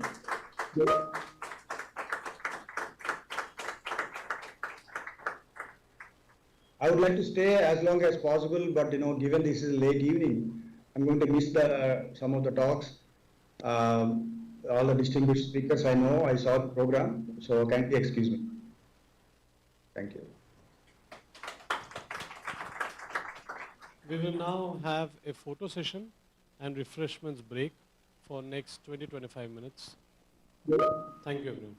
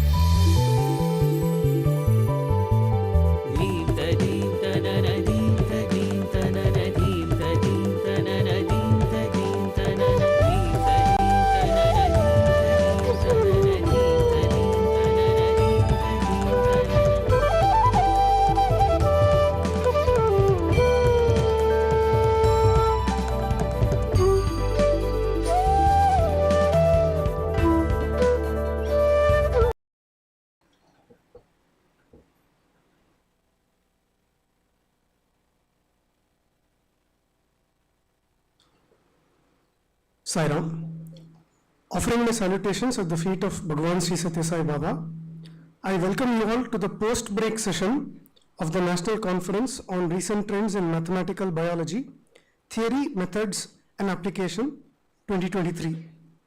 I consider it my fortune to introduce the keynote speaker for this conference, Professor B.V. Ratish Kumar. Professor Ratish currently serves as a professor at the Department of Mathematics and Statistics, IIT Kanpur. He is an accomplished academician with numerous publications in highly prestigious journals of international repute. He is also the recipient of several awards and fellowships in the field of mathematical biology. To name a few of his accomplishments, Professor Ratish has served as a president for the Indian Society of Theoretical and Applied Mechanics and as a member of the National Advisory Committee for Differential Equations under the aegis of DST, Government of India. We at the Department of Mathematics and Computer Science, Sri Satya Sai Institute of Higher Learning, are proud to welcome Professor Ratish as one of our own, him having completed his Masters and PhD at our university. With this brief introduction, I now welcome Professor Ratish to deliver the keynote address for this conference.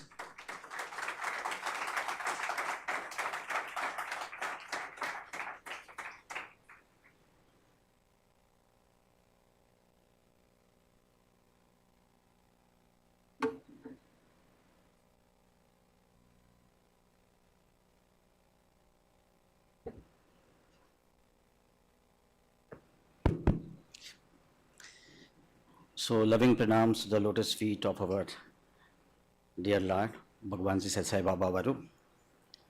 I would consider it as a great blessing to have got this opportunity to be the part of this gathering. At the very outset, I am extremely thankful to our Vice Chancellor, Professor Raghavendra Prasad, and our brothers, Professor Sanjay, Professor Sai Gidar, Professor Pallav, Professor Raghu, Professor Vamsi, for giving me this opportunity. So I would consider this as a blessing, more than an opportunity. So this happens with the first technical talk. So far, you have had preliminary talk, which was more a popular one. So kindly pardon me and allow me to get onto the technical note. So while in the earlier talk, you had a glimpses of communicable diseases, especially the epidemiology and the way that AIDS, HIV, these are all more or less classified under the communicable diseases. In this, I'm going to move away what Professor Arni Srinivas towards the end of his talk was mentioning about non-communicable diseases, especially when he was talking about cardiac electric activity. So I'm going to actually touch upon the other aspect, which is a very important, a lot of things which are covered under non-communicable diseases, for example, the cardiac electric activity or the stroke, so on and so forth. So there are several aspects in this particular thing I'm going to focus on.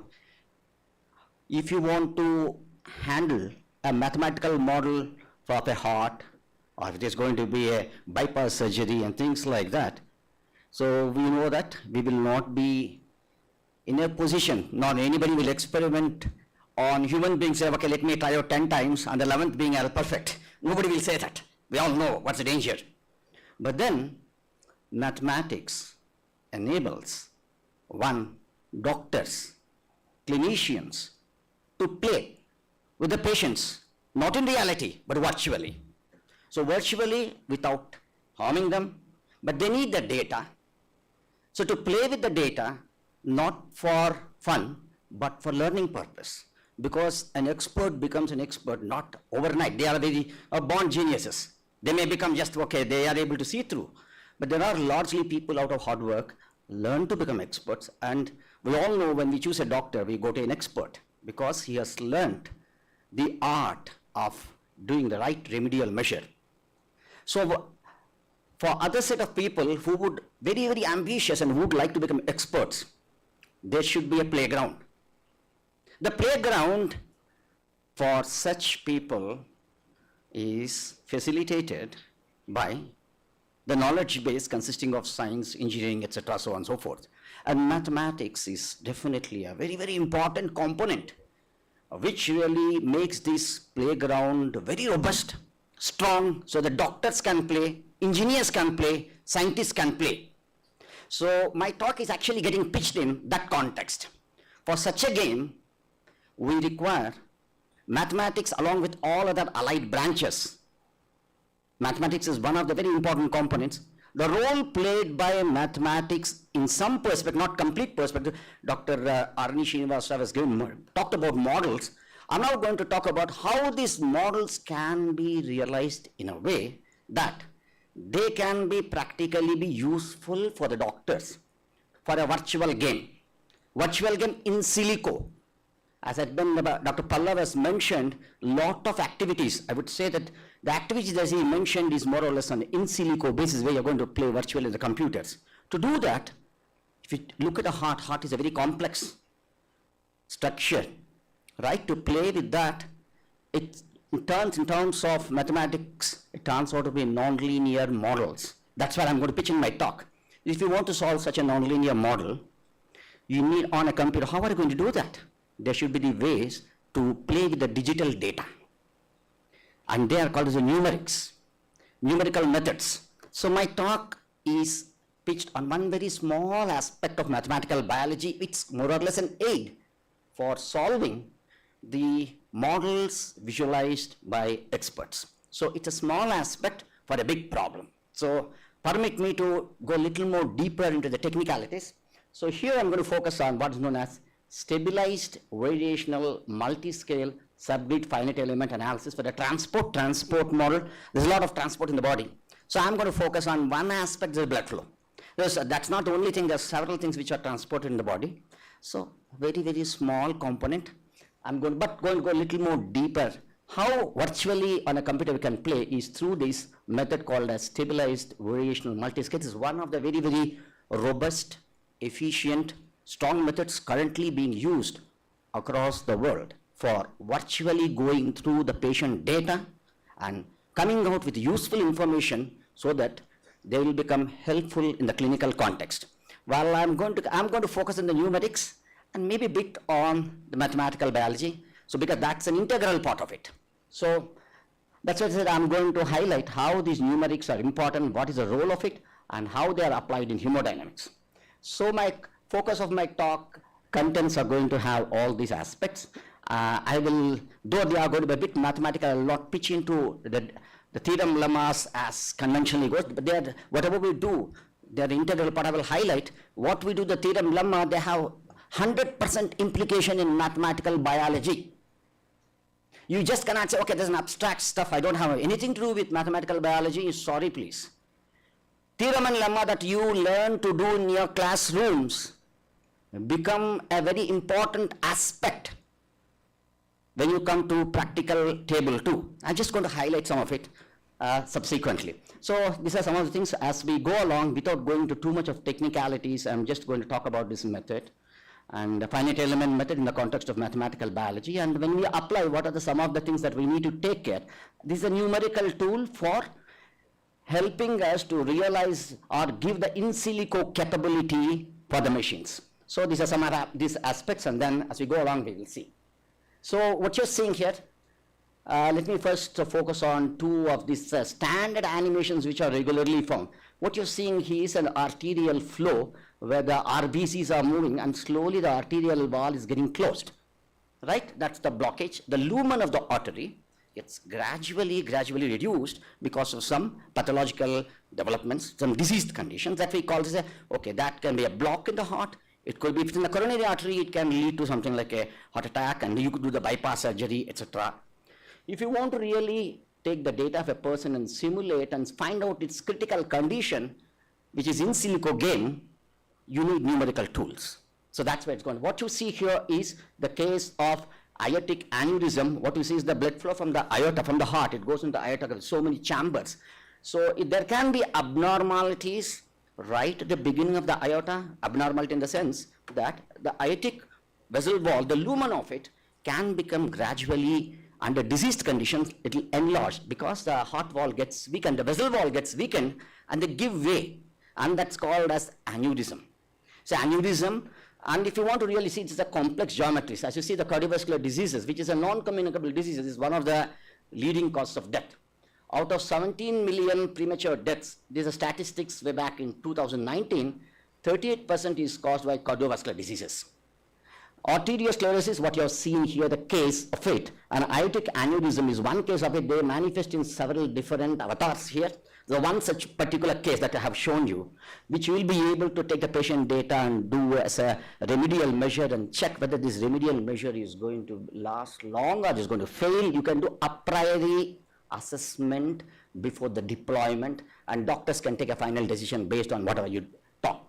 So these are some of the important things. Now, for when I said all these things, what has numerics to do with it? Let's look at it. Now, let's say this is when you actually want to look at the clogging or the deposition, which gradually leads to the obstruction, the closure of the lumen. If you were to mathematically model, you have to get into the problem. Get into the problem means you have to really see through what is exactly happening. That's the lumen of the artery, that's a branch. And here you see the extracellular matrix, which is consisting of cells, and there are damaged parts of it.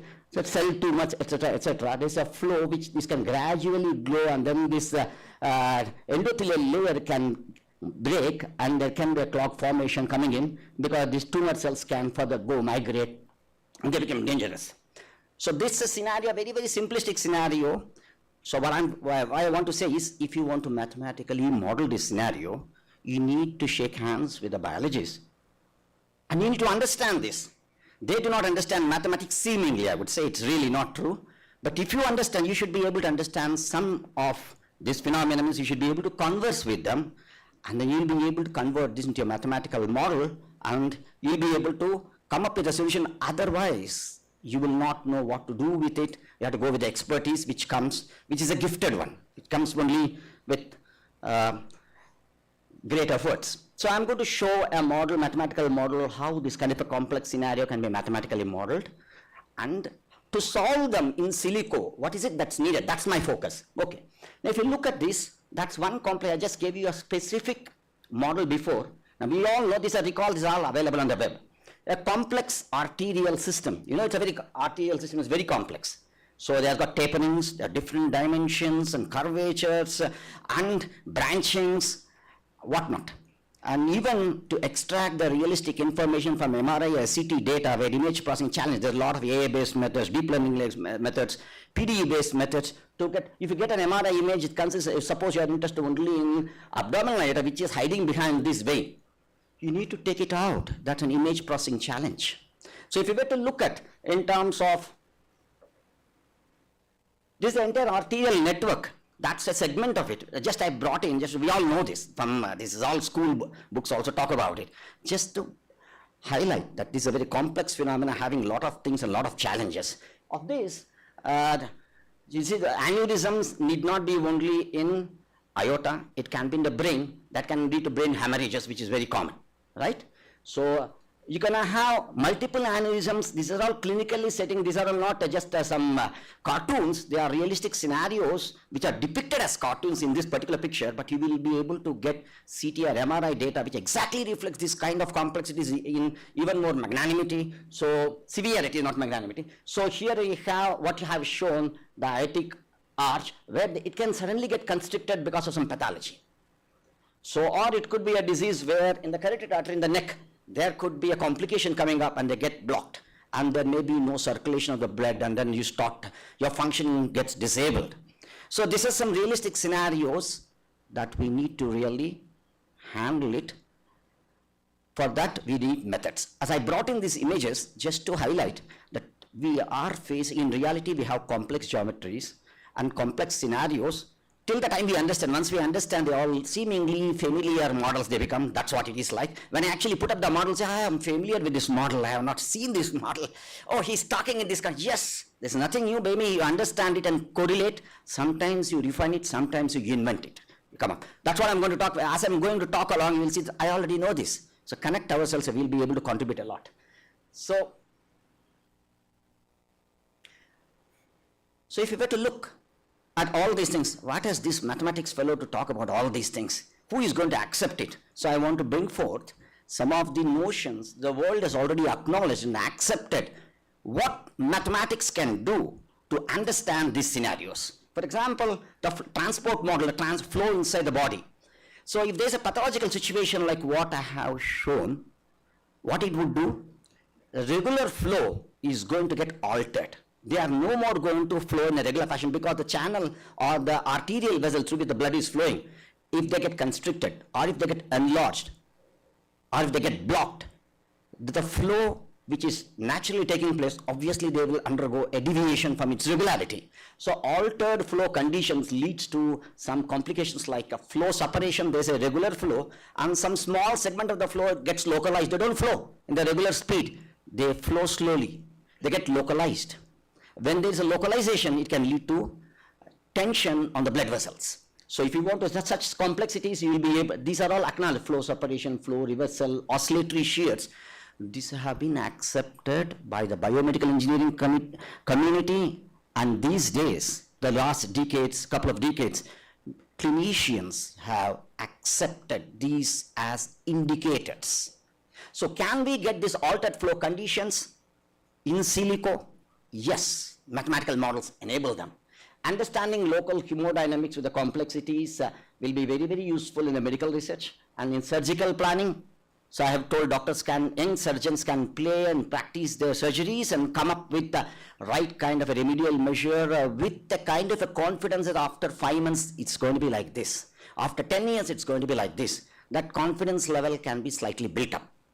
So now I have listed out a lot of complexities, challenges in handling these problems. I will not be able to handle all these things in the talk. For example, I have already highlighted you complex geometries.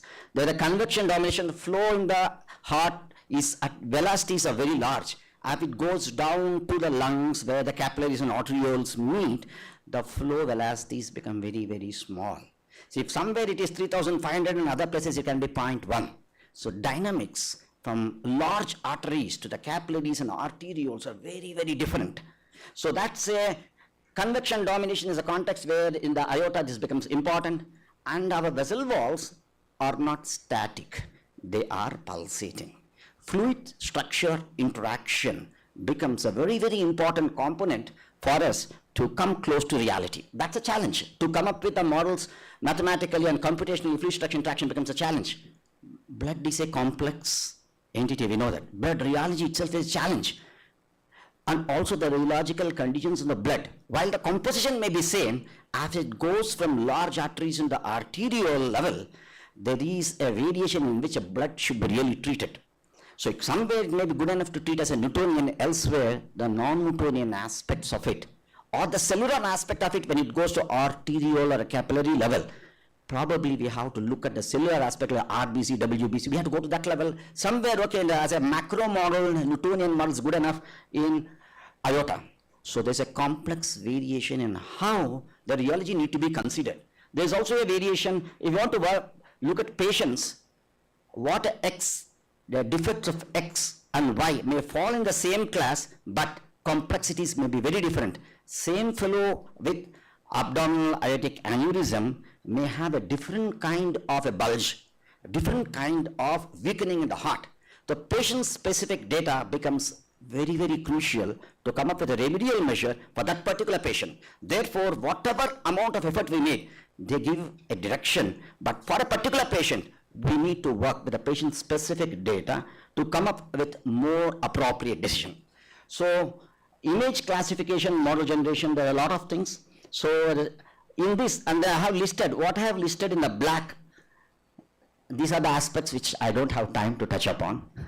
So what I have listed in the green, I take it for granted that I am working with it. Robust mathematical model is a first step I need. When I'm going to talk, please accept that I am working with robust mathematical model. So it's a mathematical challenge for any modeler in any aspect to say that whatever model he proposes, should one blindly take it, or should one make sure that it is correct? Mathematics enables one to ensure that the models are robust. Whatever information the models give are reliable. Mathematics gives that power to any field of science or engineering. So I beg you to go with me to accept that model which I am going to show. It's a robust model because that itself, if you question me to establish, I have to get into a technical talk on it. So this I take it for granted. So I'm going to address only one small aspect of this, etc. So many things, multi-physics, etc. Multi-physics I'm going to touch upon, and the stable, consistent, convergent, efficient numerical scheme I'll quickly touch upon. Now I think I should jump because my time may be getting over, so I should go a little faster. So let's start off with, whenever you have anything to question or stop me, kindly feel free to raise the hand and question, and we can discuss it out. So we don't have to wait for the end, because when you're seeing something, maybe you want to ask immediately that.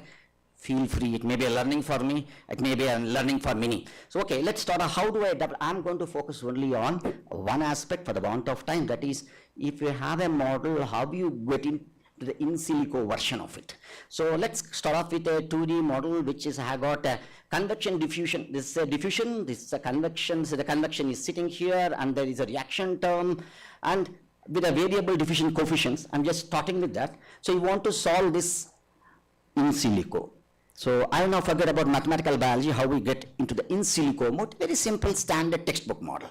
Then we'll get into the real. So what we do is, we will try to cast that these models are good models, mathematically well posed, and I also make it a little easy to solve. To do that, I have to get into the mathematical framework called a function analysis, where we look at everything in terms of functions and the spaces. They look to be very fancy in the classes and we don't understand, but they are very meaningful.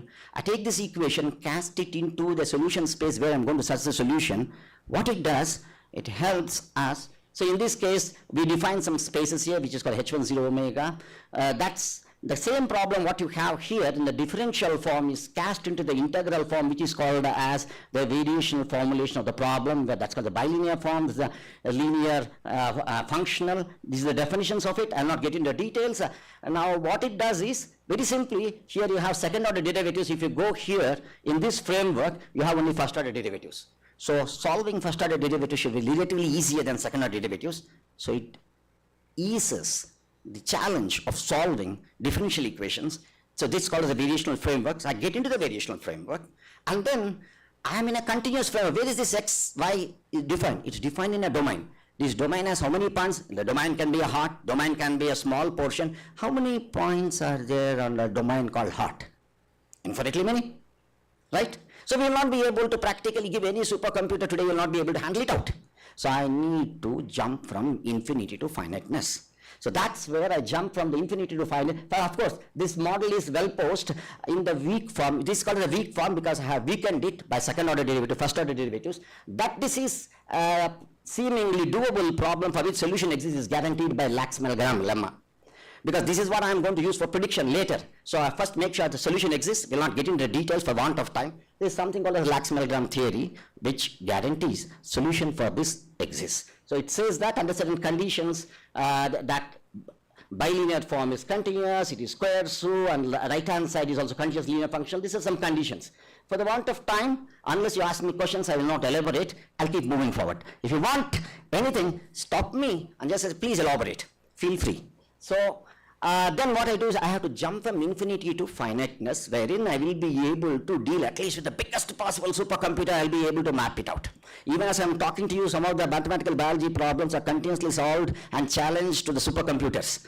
So I really mean it. I can tell what are those problems subsequently. So we use what is known as the finite element method to take the problem, to map the problem from infinite dimension to finite dimensions, where I choose in my entire domain, I choose specific set of points in an organized way. That organized way of choosing points is called as mesh generation. I choose the points in an organized way. My problem, which is in a continuous framework, I cast it into the point level, a discrete level. That's called as discrete model. That this is a discrete model of the continuous problem. This discrete model of the continuous problem based on the chosen points. Now I also look at how do I convert my field variables like velocities of the flow, pressure of the flow, etc. These are the things which we would like to understand. I would also like to look that in a discrete way, in an in silico way. So I use what is known as interpolation functions. We know there are data available at finitely many points, we can interpolate it. Use interpolation functions and bring down all the continuous data to discrete level. That's an interpolation which is being done, and we substitute it and finally convert a PDE into an algebraic problem like this. Ax equal to b. And then I have to invert it, a continuous problem, now brought down through a method called finite element method, to an algebraic problem. Now it becomes a numerical linear algebra problem, Ax equal to b. I know that A has to be, A should not be ill-conditioned. It should be, I should be able to invert it, invertible matrix, correct? It's a well-conditioned matrix. So you make sure the Laxmel-Graham lemma guarantees the invertibility of the matrix B. So that's an important mathematical issue. Who guarantees to me? Laxmel-Graham. So if I don't respect Laxmel-Graham, then there is something wrong. It may that the wrongness may come in my model because of a data or various other things. Right? That comes from reality. The data comes from the reality that is plugged into the model. The dx, what I shown, the diffusion coefficients, they may cause a problem. The diffusion coefficients comes from reality. Okay, let me move forward. So now, having jumped from infinity to finiteness, I am solving the problem in silico, which is a finite dimensional problem for an infinity. How finite, how close it is to infinity? No amount of finiteness can reach infinity, we know that. Correct? So that being the case, I need to guarantee whatever solution I get is mathematically, it is meaningful, but I have a robust model. Does it really go back to the original solution which I intended to solve in the infinite dimensions? I am solving in silico using a biggest possible computer. Does it guarantee that I can move back to that? So that's where this error estimates come up, which is the error. What you see is E is the error between the solution in the infinite dimension and the solution in the finite dimensions. Measured, you have to measure it somehow. There's a measured in the energy norm, the standard definition, let's not worry about it. You measure it like a tape. It could be this is a way of measuring using the energy norm. So you measure it, and what you see here typically is another quantity which we do not know, but we have that's a constant.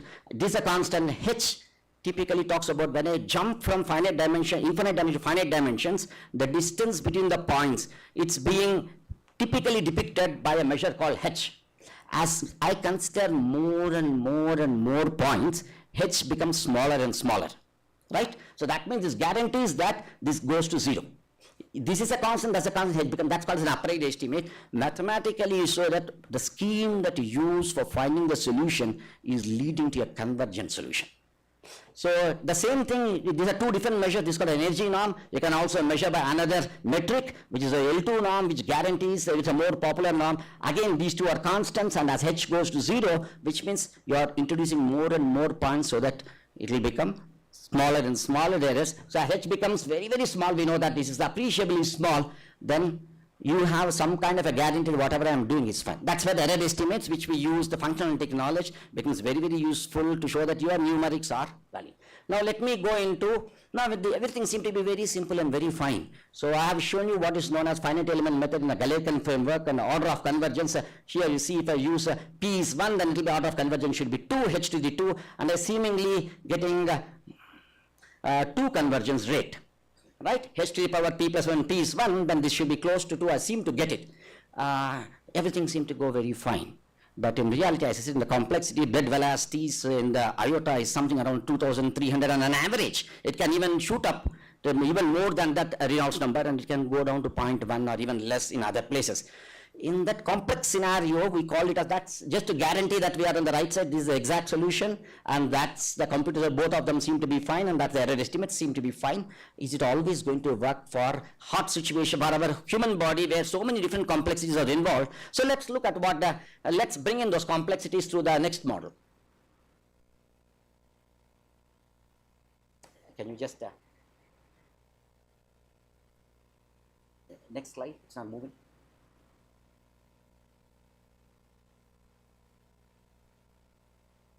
Let's go to the next slide. Yes.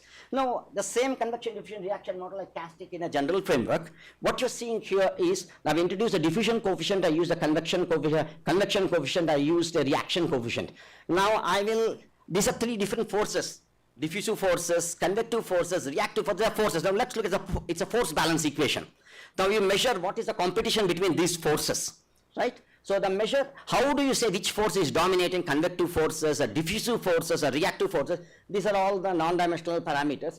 This says that the convective forces to the diffusive forces, then you have here the reaction forces to the diffusive forces. The three different forces which are fighting and they are balancing it out, that's what is essentially a balance model, essentially it is. So if you say in this, for various levels of the forces, for different values of this number, somewhere diffusive forces are less, somewhere reaction forces are less, and things like that. As you see, these are reaction forces to the convective forces to reaction, and the diffusive reaction forces to diffusive, convective forces to diffusive forces. Very natural in the human body. Diffusive forces is the viscous forces, the drag forces, which definitely come into the picture there, right? So now let's look at the scenario. What happens here is, for the same amount of diffusive force, I keep on raising the convective forces. The same model, I just only make the Piclet number larger because the convective forces are becoming larger. So two forces are fighting. I make one force a little complicated because in the iota velocities are large and arterials velocities are less. So if I make the velocities larger, the same method which gave seemingly a very good solution for this fails here. Does it mean the iota is not working? Iota is working. My numerical method is not capable of capturing. So that's the thing. How do I, so there are, this also are the reaction forces. So for some reaction force ratio, small reaction force ratio, it seemed to work. So how do we handle this situation? So this situation requires what is called as, because numerics require, so I need to stabilize the so-called spurious oscillation. These are not natural, these are not realistic existing in the iota or the heart. This is the incapability of the method that I have introduced. These are artificial spurious oscillations, or my method is not capable of capturing all resolutions, fine resolutions, coarse and also fine resolutions, not able to capture. I have to go find a way to capture the fine and the coarse resolutions equally well. So that's the philosophy of stabilized method. So there are a lot of stabilized methods. One of the very successful stabilized methods is subgrid multi-scale method, where coarse scales and the fine scales can be well captured. So what we do here, I very briefly tell you. So the solution spaces I have, this is called as a coarse case solution, and the resolvable, which we call the resolvable scale, and that's the oscillation which are unresolvable scale. So what I do is I take help with additional components. I introduce, enhance my space, solution space from the regular spaces to boosting spaces, so that these unresolvable components can also be captured. So that's a component from to capture the unresolvable. So I plug in this and try to into all the approximations. When I do that, my problem now becomes, instead of one equation, I have two equations. Instead of having one bilinear term, I have two bilinear terms. My life becomes complex. So, but this is called as a multi-scale approach. I can introduce so many scales. That means additional spaces are introduced very briefly. Now, I can take a should complement of this problem, which means that I will be able to find the value for C from this equation and then substitute it back into this, so that it becomes a single equation. I can do away with this equation. Very briefly, that's what is the idea. So I can introduce several scales. This is only one scale is introduced. I can use multiple scales depending upon the scenario. With one scale, that is what it is. Right? I can introduce multiple scales. I get a complex scenario. I can get rid of this complexity by taking this information, plugging it back. That's called a should complement problem. So when I do that, my problem turns out to be this. Now, it looks seemingly the same structure as the previous problem, but then what is this component is previous structure plus additional stabilizing component. This also looks seemingly the same, but it has got previous coarse scale component plus dissolvable fine scale components. So I rewrite the problem in the framework of stabilization, having the capability of capturing both the coarse and the fine scales. So having done that, again I can prove that this method converges, the same kind of estimates.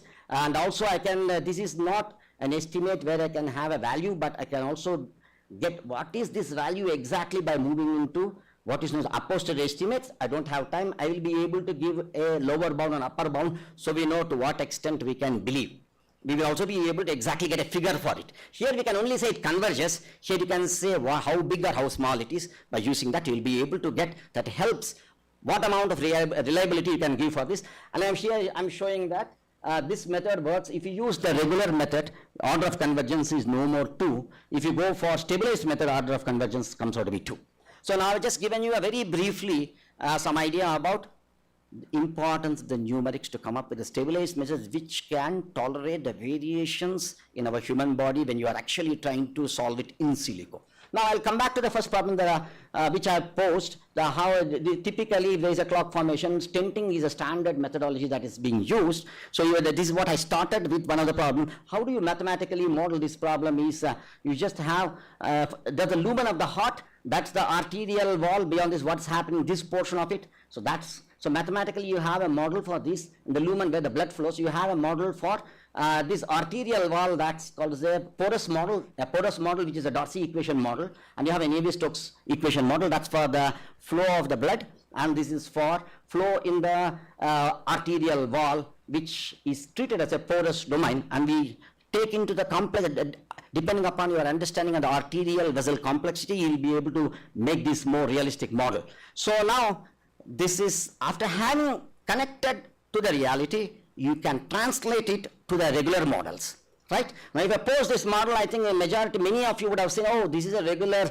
Brinkman model as a Brinkman, and that's the Darcy term, Brinkman-Darcy model in the context of porous, or in the context of wall. If you make this if you make this coefficient, knock out this coefficient, then it will become a Darcy model.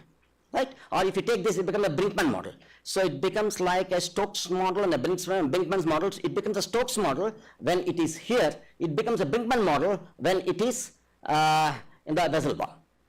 So I think many of you would have seen it. This is the model where I will be able, there's an interface for this, and there's a stent which comes in. To the stent, what we do? Stent, drug-eluting stents. Drug is coated to the stents. So drug has to slowly move from the get transported from the stent wall into the arterial vessel. So how the drug is getting transported? The transport model for the drug is, C is the species of the drug, which represented the concentration of the drug that gets transported into the arterial wall for the curing this disease. So now you have this model, which is a Brinkman-Darcy model for vessel wall, and becomes Stokes model for the blood flow, and you have transport model for the drug. These are coupled through the velocities. The coupled model, so you need to solve the complete model with the interface conditions, then you will be able to assess how far your drug is effective, how far it is able to diffuse, how long it takes place. If you give the realistic geometries, you will be able to assess it. This is a realistic model. Now, if you are going to use this in silico, you have to make sure this model is a correct model.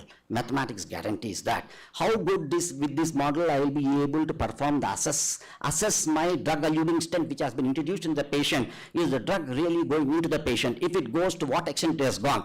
In 1 week's time, how much it would have gone? When does the stent becomes ineffective?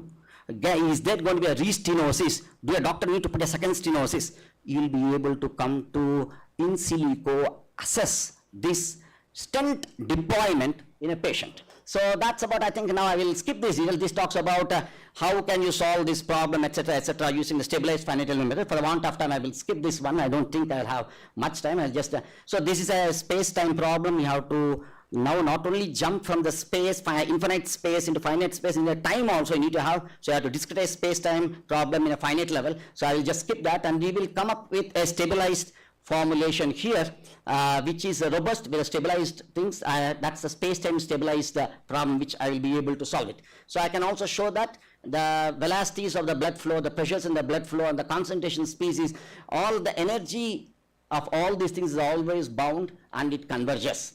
As the domain size becomes smaller, as the number of the points considered is more, H becomes smaller and smaller, so that goes to reality. It says that the scheme that I have introduced helps me for the in silico computation which is reliable.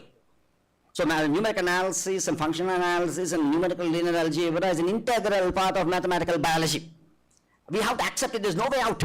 People are doing it this way, right? So now let's quickly get in, you will have assessment of this. So we can assess it, and then we can try to see these are all, this is just validations, just to say that the real solution in the component, individual components and the velocity in a idealistic square situation. Now this is all for benchmarking and making it all correct, and the kind of the speeds I should get is all depicting. This is a second order convergence, it says, again for the want of time I will not get into that.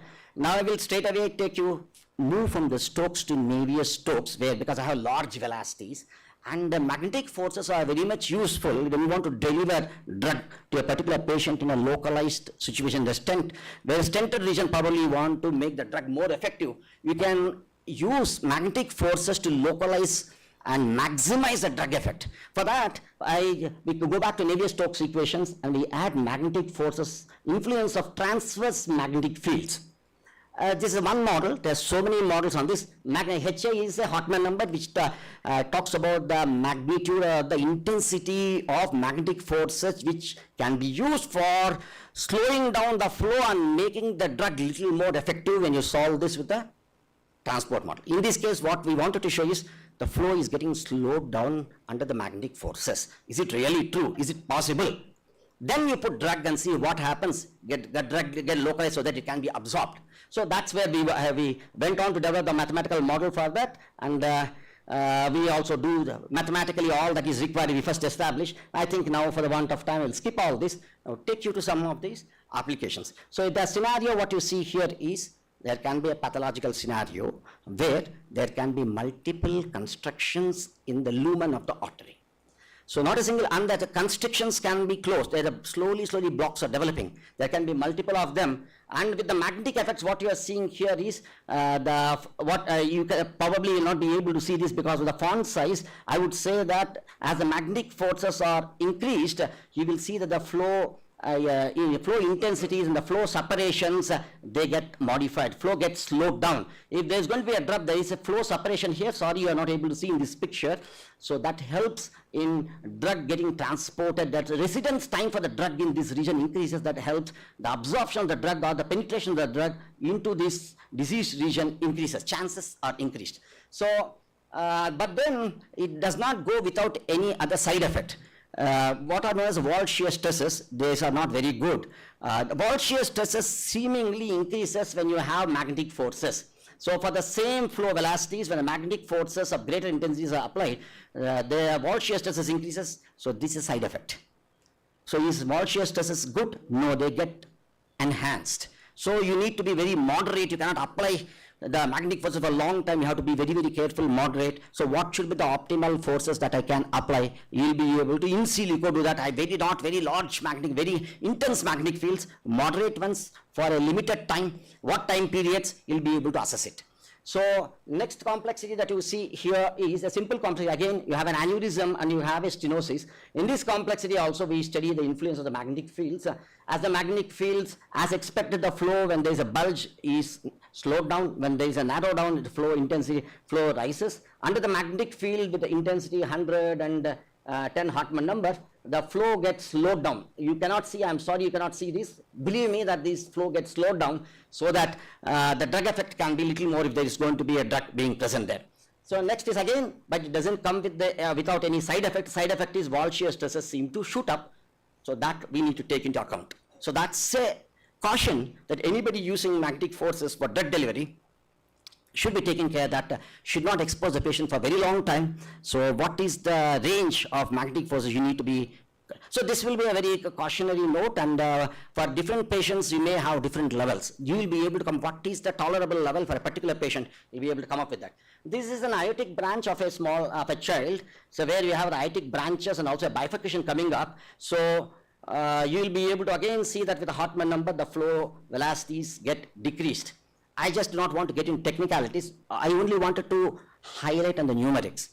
I showed different geometries just to highlight that there should be a way for in silico to handle the complexity called geometry. That's what is. And the numerical method where I showed it, convection domination and geometrical complication are handled by this stabilized scheme. They become so numerical analysis, numerical linear algebra, functional analysis, what we study in the classrooms, they become integral part. Of course, computer science definitely is very much there in all these things. And these are all computer and parallel computers, parallelization, parallel algorithm development, all those things I have not focusing on those aspects. So essentially, I will conclude here saying that to handle complex scenarios, we need to, these are some of the important references which we have used. These are all the in-house models which we have developed, these numerical methods, the mathematical analysis, and the capability of these methods. Now we are actually deploying this method on patient-specific data. I don't have time and another talk. We really take the data from the patient and then extract the geometry and then study using these methods. This method, establishment of this method is the first step, and we did that. Now we are working with patient-specific data. So I think what I wanted to essentially say is mathematics and mathematical biology, theory, computation, application, and data, they come as one capsule.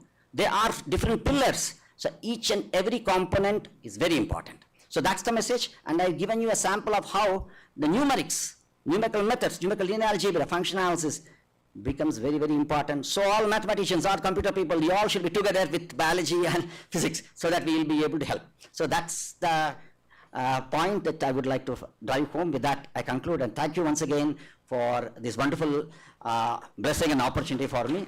If there are any questions, I'll be happy to take.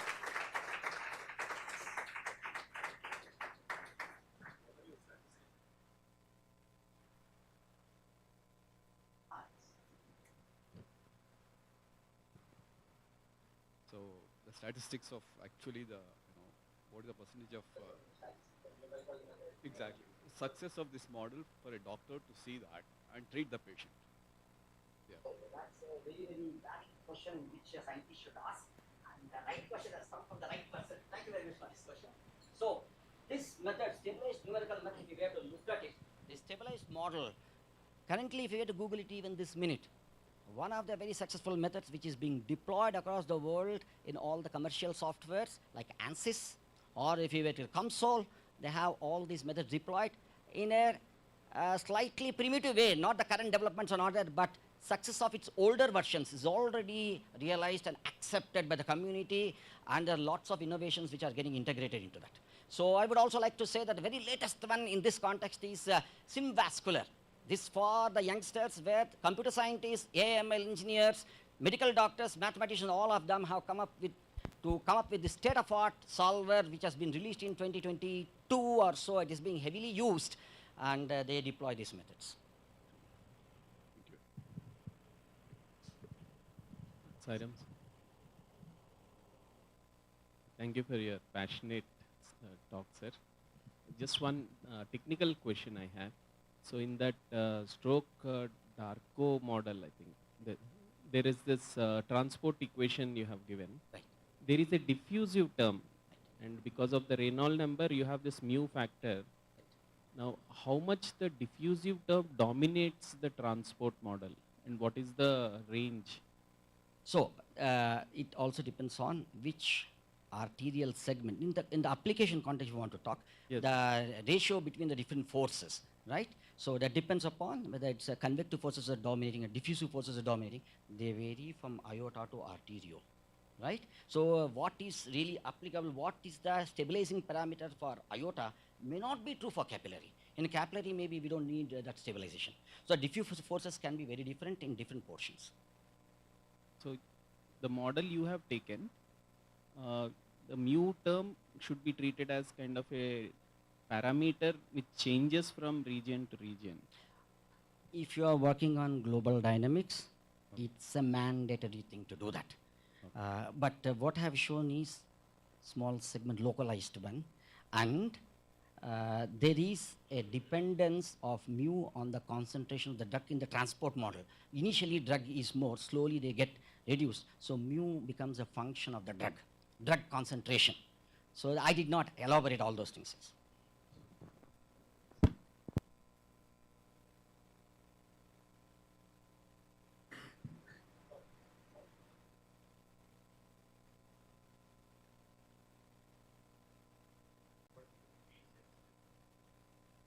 Real question from HPC expert. So yes, when we actually used your question, I would translate it this way. I want to use a real time and the patient is on the theater. What kind of systems I want to ask? That's a very tough question because I have not dealt with the patient sitting there. Patient data was given to me. I was comfortably sitting in it. But the question that Professor Pallava has raised is very relevant because finally it's going to be deployed there. So the real-time system should be having CUDA and all these capabilities so that you get the data on the go. So I have also seen people using, as the surgery is being done, they will be able to see the results and then they will be able to do that. But what I talked is a priori analysis. Before going to the surgical table, if there are 10 different ways, 10 different people are thinking, to narrow down to one approach and to support an approach, this is useful. But what kind of the system that you are talking is, they should be very powerful. Whatever you can imagine, you should want a result in half a second or less than a click of a button, it should be that way.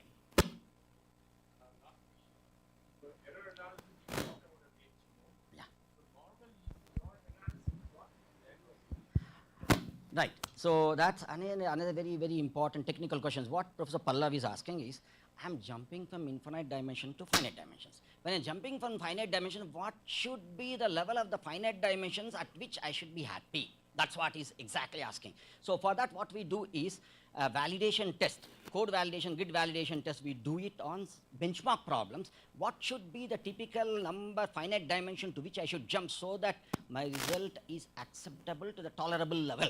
What is tolerance depends on your application. For somebody 10 to the power minus 2 is tolerant, for somebody 10 to the power minus 20 is also not tolerant.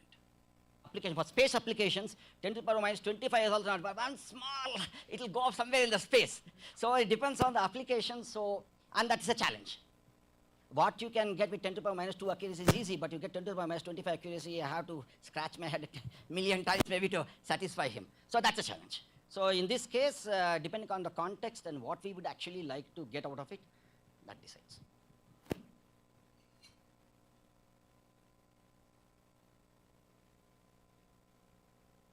He has a question there. Okay, quickly. So I just have a couple of questions. So this magnetic field study you have done, where you say that the wall shear stresses are more. So what is really causing that? Because magnetic field, how are you actually doing? You have magnetic nanoparticles or something? So, please go ahead. So like what is the system you are looking Okay, wall shear stress, if you wait, actually measure, you go back to the basics, then the way you measure is the gradients are involved. The gradients, they become larger because the slowing down of the flow, not entire flow, somewhere it is little larger, and the slowness, somewhere it is fast, some it is slowed down in the core, the gradient increases a lot. So gradient is a fellow who is sitting there in the formula, who is magnifying us. The gradient variation is coming about the flow velocity variations. That's actually. So the magnetic force is slowing down. It's not uniformly slowing down everything. If it says uniform slowing down, then it will be fine. That's the implication. particles and you are applying a magnetic field, right? No, you are going one dimension more. I have not considered magnetic nanoparticles. I just consider magnetic forces. What you are talking is little more reality. If my drug, whatever I am having, they also have magnetic properties. How do they act? Is one level more you're asking. That is not captured by model. There's a modeling limitation. I'm sorry. That modeling aspect I have to include into my model, and that's a very relevant question. And one more question. You mentioned about Newtonian liquids and non-Newtonian fluids, right? So this, is there any part of the body where the blood flow is non-Newtonian? Oh. Where the Reynolds number is pretty high? So the general thumb rule is larger the dimension lumen of the artery, Newtonian is good enough to handle it. When you go to smaller and smaller dimensions, especially when you go into arterioles and capillaries, probably you have to go not even for a non-Newtonian model, maybe you have to go for a particle model, because the dimension of the blood cell may be even bigger than the size of that. So in between range, you need to go for the rheology overlooking will not be appreciated. The results you get will get deviated. So that's...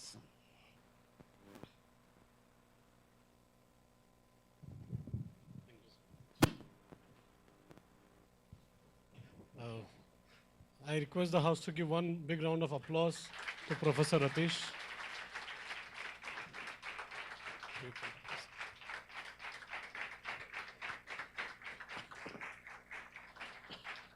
For all the MSc students, sir also passed out from MSc Mathematics over here, did his PhD. So, but I'm sure when we were sitting there, we felt he is a biology person. He could even be talking to doctors today, right? So that's where interdisciplinary or multidisciplinary science is heading to.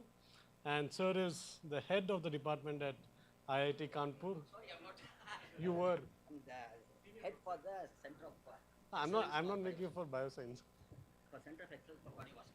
Yes, he is the head for Center of Excellence for Cardiovascular, right? I left biology back in 10th. So for me the...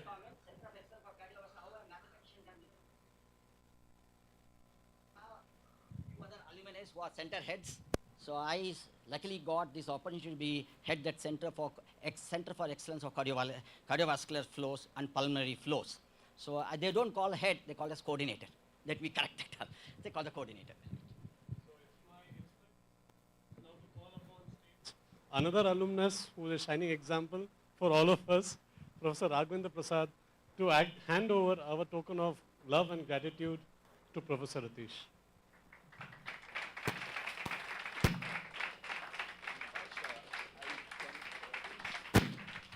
Ratish has been as energetic as, when he was a small kid over here, student, joining +2 level.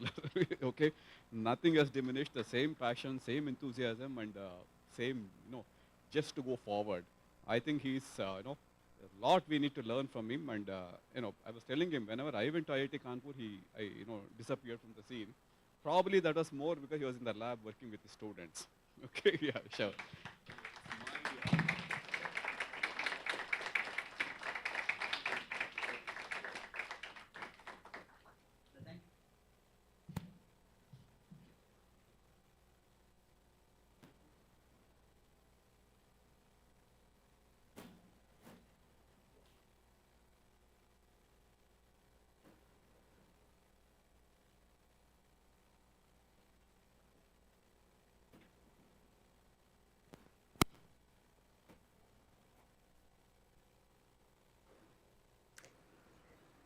Om Shri Sai Ram, offering my humble pranams at Swami's Divine Lotus Feet, revered dignitaries, esteemed guest speakers, faculty of DMAX, and participants and my dear brothers, a loving Sai Ram to all of you.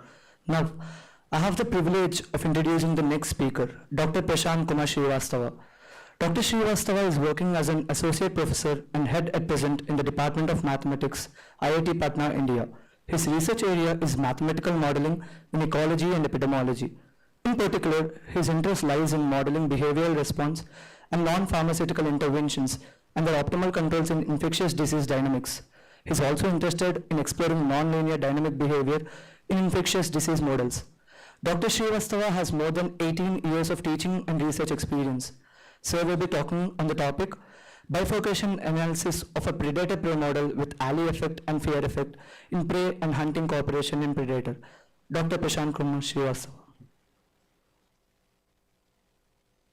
A very good morning to one and all. I hope I'm audible. First of all, my sincere apologies for not being present there in person. So I'll share my slides.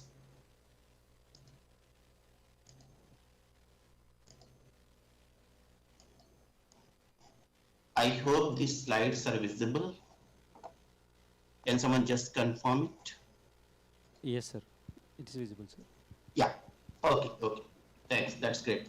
So before beginning, I must thank Dr. Vamishi, the organizer of the conference, and other members of this consortium for bringing this consortium forward. So to begin with, to avoid any kind of interruption, I will turn off my video.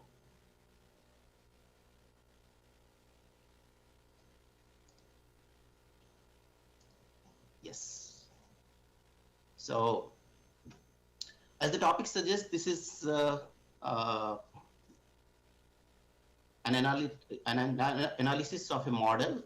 We will basically be doing the non-linear analysis of a model, and we'll be presenting certain results which are in a predator-prey model. We are considering here three important aspects. One is alley effect. Another one is fear effect. Both these effects are in the prey population, and then hunting cooperation in the predator population.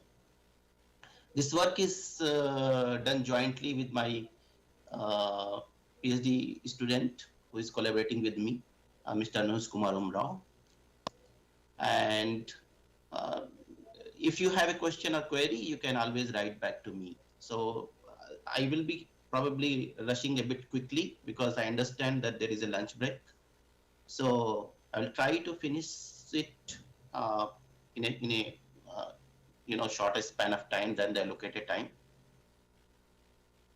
So I will skip these outlines. So this is about American ecologist W.C. Alley. He observed that when the goldfishes are kept in a tank, and if there is a higher number of goldfishes, then they flourish more in the tank, and then therefore he got the idea of this alley effect, and he popularized that during 1950s, and later on this idea slowly penetrated into the ecological modeling. And before that, there were different kinds of aspects which were being studied in the ecological models. This kind of behavior of alley effect is seen in many populations, such as this kakapo bird, bluefin tuna fishes, African wild dogs, fruit flies. So, what is this alley effect? In classical notion, it is observed that the constants of intra-species competition they reduces whenever there is a low density. So, if you have inter-species competition, then usually the model comes as a logistic type. However, if the densities are low, it becomes almost exponential, which means that if the fewer the numbers are, they will have the better chances to fare.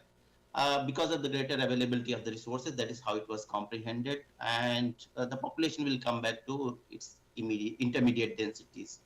However, when there is lower population density, it is observed that in some cases the population, which we call it strong alley effect, which is mentioned here. This is the graph of per capita growth rate of the population. So the growth rate essentially becomes negative here, and if there is a weak alley effect, the growth rate is slowed down in the beginning, and then it moves forward. But in classical case, this grows negatively and reaches to the carrying capacity. This is essentially per capita growth rate, dn over dt over n.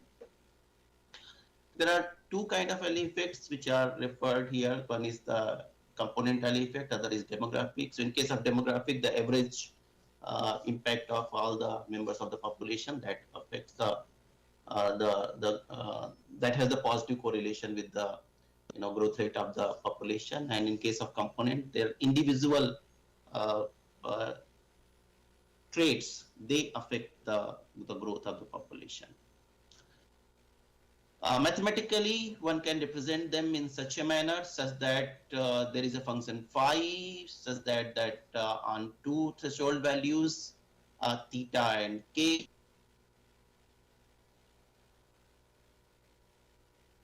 it is bigger than 0 in that interval.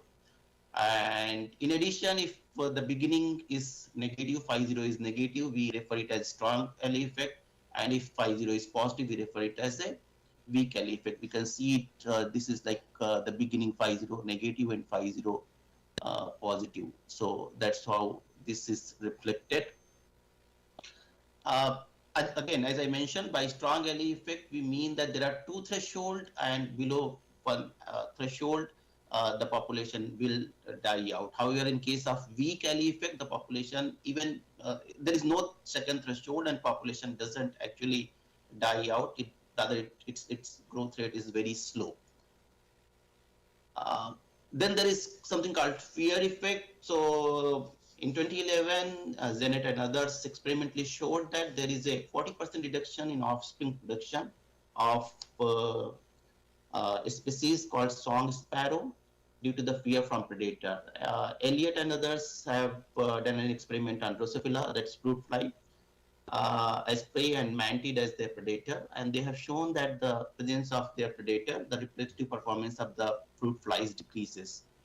So these are evidences which shows that there are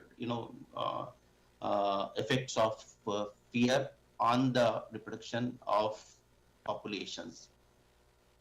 Mathematically, this can be shown by a function f of fp, where f is the level of fear and p is the population density or population of the predator. So this fear effect can be modeled as a function of fear and the predator. So these are certain properties of the function. In absence of fear, this function value will be 1. If in absence of predator, this function value will be 1. As f becomes very large, f tending to infinity means as f becomes very large, this component, this is kind of anti-predator. We refer it as anti-predator response as the fear is introduced in the population. So as fear becomes larger, then this factor becomes smaller. So this becomes very small. Okay, so we put it in such a way so that as f tends to infinity, this factor becomes 0. Similarly, p tends to infinity, although these are not realistic, this can never achieve these infinite bounds, but mathematically this is how we define the function. Moreover, we also consider that there is a reducing f as f increases, and similarly there is a reducing f as p increases. The third factor which we have considered here in this model is hunting cooperation, which says that if there is a coordination among the predators, then their cooperative behavior leads to positive impact on the hunting or the predation. And such function was considered by Barak and others, and they have considered this kind of response function, lambda y of x over 1 plus hy lambda y of x, where this lambda y was defined as a function of y having certain weight w, and hy was defined in this manner as a linear function. So basically this lambda y, this is referred as the function with cooperative hunting. So considering all these three factors, we have considered a model here, which is a modification of this basic Lotka-Volterra type predator-prey model. This is, you probably know that this is the growth rate function. This is the predation term, and this is the conversion of the predation, and this is the reduction of the predator population. So the fear effect and the alley effect will be considered in the prey population, which will affect this particular term, which is highlighted. On the other hand, the hunting cooperation will impact the predation. So considering these factors, we have reached to this model, and I'm skipping certain details. I will be probably addressing them during the question answer. So this is the factor which is related to fear, and V is the predator population here. So this is capital F of FV, as we have defined earlier as FP. And this term is related with the alley effect. These are the two thresholds, U by K and theta are the two thresholds. And the third term here, this is related with the hunting cooperation. Because of the hunting cooperation, there is additional predation of prey population. So these are all the terms are standard here, except this parameter F, which is representing the fear, and this parameter is representing the second threshold for alley, and this parameter here is representing the additional hunting, and this is the conversion efficiency. This M is the death rate. So we have simply considered here the death rate, which is the population dependent or the density dependent death rate. We converted this model by considering the this non-dimensionalized version, and few parameters which we should notice here. This tau, which is related to our hunting cooperation, this beta, which is related to our what we call is that alley effect, because theta is present there, and F1, which is related to the fear. So these are the three parameters we will be concentrating during the analysis, and our results will be elaborated in terms of these parameters. So tau, beta, F1 and delta. These are the parameters on which we will be focusing. So with the help of these, this kind of model system we will get. We perform the usual analysis, which is related with the positivity and the boundedness of the solutions. So we find that there is a region where the solutions are bounded, and they are also positive. Since these are population, we need to ensure that we further obtain the equilibrium points, and we obtain that the species-free equilibrium point, then the two predator-free equilibrium points, 1, 0 and beta 0. The beta 0 exists whenever beta lies between 0 and 1. Then we have found the interior equilibrium, n star and p star, where n star comes from this 5th degree polynomial equation, which has possibility of multiple roots. As it's difficult to solve this particular expression, what we did is we have looked for the possibility of the roots, and we found that these are the predator and prey nullines. The blue one here represents the prey nullline, and the black, green, and red, they represent the predator nullines for different values of tau. Okay, so if you notice carefully, these are two different cases. In this case, we have taken this initial population of P as this value as positive. However, in this case, we have taken the beginning value as negative. So this is the weak L effect, and this is a strong L effect. In both the cases, we can see that there is a possibility of either a unique interior, or two interior, or no interior. So these are the possibilities which we get. So maximum 2 interior is the possibility. So maximum 2 stars are possible. We further analyzed it, and we obtained the stability results. So this is typical of doing the analysis, and the more important results will come during the numerical simulations. So we obtained that this E0, which is both the species are not present there, is a saddle. So it's if beta belongs to this region and is locally asymptotically stable if beta belongs to this region. E1 is locally asymptotically stable, E1 is 1, 0, if sigma is larger than tau. There are interpretations which are related to this one. Let me take you back to what the sigma and taus are. So the tau is basically related with the hunting cooperation. So if there is a lower, so sigma is larger than tau, it means that the hunting cooperation is lower. So if the hunting cooperation is lower, then you can see that the predator will die out. So survivability will not be there. So that's how we relate the parameters here, and other parameters, other results can also be related in the similar fashion. We have found that the interior equilibrium E star, one among them, is locally asymptotically stable if following conditions are satisfied. Moreover, there is also the global stability of E1 star when these conditions are satisfied. So the stability essentially means that if certain parameter conditions hold, then you will always reach to certain equilibrium points.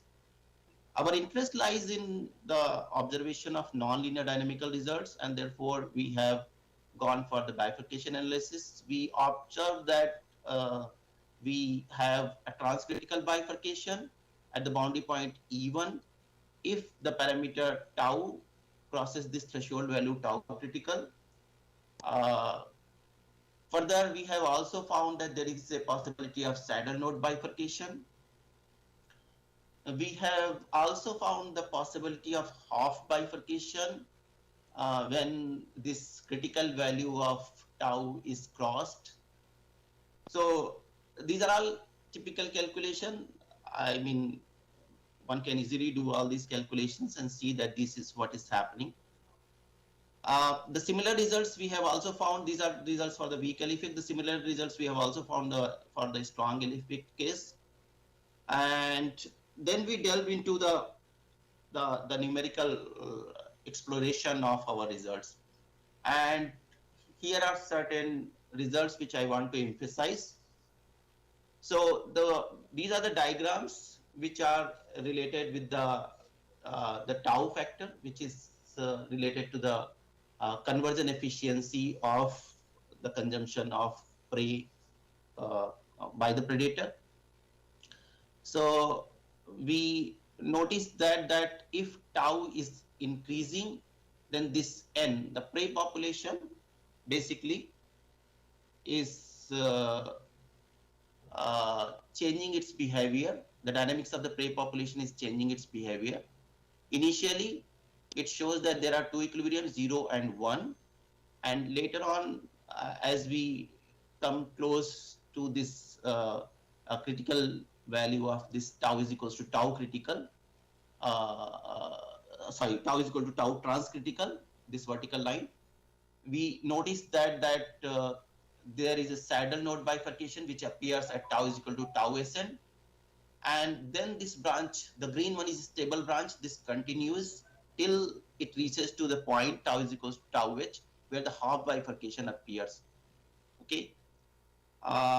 This is the case of weak alley effect, and the scenario changes completely in the case of strong alley effect. In case of strong alley effect, you can see that from this vertical line, tau is equal to tau transcritical, there is a saddle node bifurcation which appears before that, and then further there is a homoclinic orbit which appears at tau is equals to tau Hn, and this is the point at tau is equals to tau H where the half bifurcation appears and oscillatory solutions start appearing. There is another transcritical bifurcation at the point tau is equals to tau Tc1. We have plotted, because this is not probably not very clear to see from here easily. So we have plotted some of the phase diagrams as well. So one by one I will show. So one case is corresponding to this weak alley effect, where I will change the value of tau and will plot the both N and P population. So this is the case of N and P population. In the case tau is equals to 0.84, one can see that all the solution trajectories are moving towards 1, 0. So this is predator-free equilibrium. However, in this case, when we move to tau is equals to 0.88, there is a what you refer as the saddle node bifurcation here, and there are this branch, you will lie on this branch. One is a stable branch, one is unstable branch.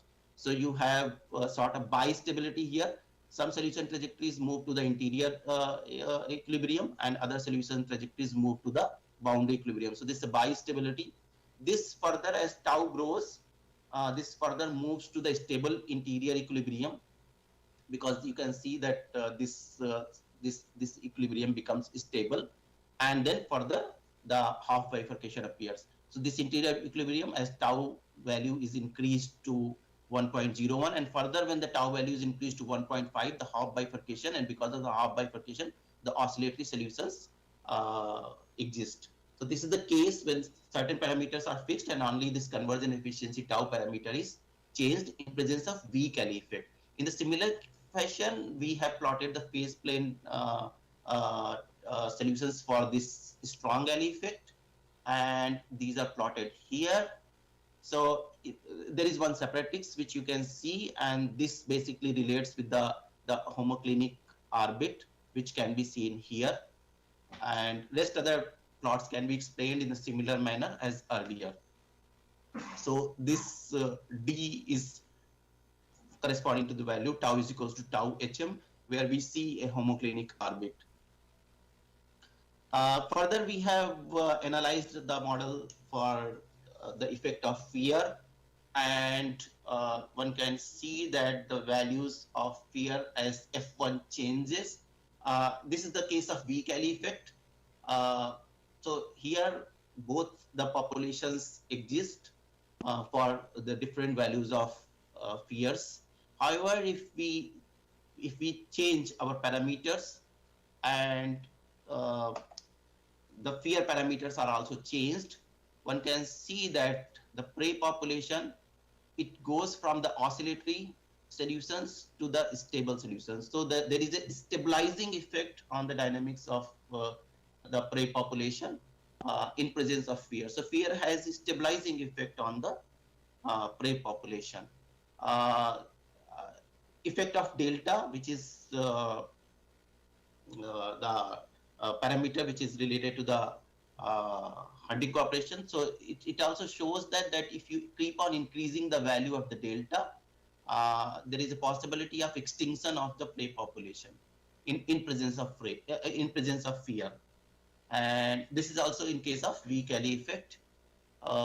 This D diagram is also in case of weak alley effect. And this case, I mean, what is the difference between this B and D? In case of B, there is no interior equilibrium. However, in case of D, there is interior equilibrium N2 star, which is also present, and there is a bistability of this prey population. The last diagram, this one is the case of strong alley effect, and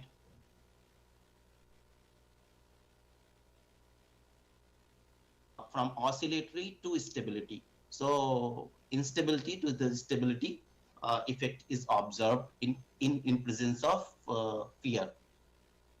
In the similar fashion, we have further analyzed our bifurcation diagrams. In case of hunting cooperation, the parameter for hunting cooperation is delta, and if we change the delta value, we can see that there is a existence of half bifurcation here. That is the case of weak alley effect. These are the cases of weak alley effect, and the C and D, these are the cases of strong alley effect. So the dynamics changes quite differently when we increase when we change the parameter values. These two are the cases for the different set of parameters. So in this case, a simple half bifurcation exists. However, in this case, there is a saddle node, half, as well as homoclinic orbit. Here also half and homoclinic orbit. Here saddle node, half, and homoclinic orbit in case of strong alley effect. So there is a complex dynamics which is reflected via these change of parameter values, and these are the influence of the alley effect beta on the dynamics of the prey population. One can see that from stability to half to oscillatory solutions, and in this case one can see that there is a extinction of the population if we increase the beta parameter. We thought that okay, what we can do further is that can we look at, because the earlier diagrams were only for one parameter analysis, so we thought that can we have the regions for two parameters and then see how the results are the dynamics can be affected. So when we use the two parameters delta and F1, the hunting cooperation and the fear, and the delta and beta, the hunting cooperation and the parameter which is related to alley effect, we have found that these kind of diagrams. So here the black color curve, this represents the saddle node. Black color curve, this represents the half, and the blue color curve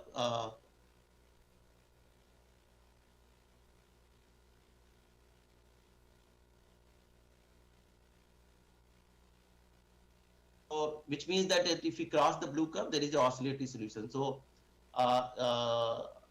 so this one is a stable region and this R3 is unstable region. So if we draw a line here and we keep on moving in this region R1 to R2 to R3, we have shown the diagram in the phase plane also. So we have changed the values of the parameters, and here these parameter values are, with the help of these parameter values, we have shown the phase diagrams. So one can see that how this dynamics is affected by considering them. So only the boundary equilibrium are stable in this case. In this case, the saddle node, and in this case, because of the half bifurcation, the oscillatory solution. So this is the case when we have this case A, when we have chosen this kind of parameter sets, so that this kind of dynamics is observed. Little interesting dynamics is seen here, which shows that if we change the value of the parameter, so there is a region, very small thin region we can find.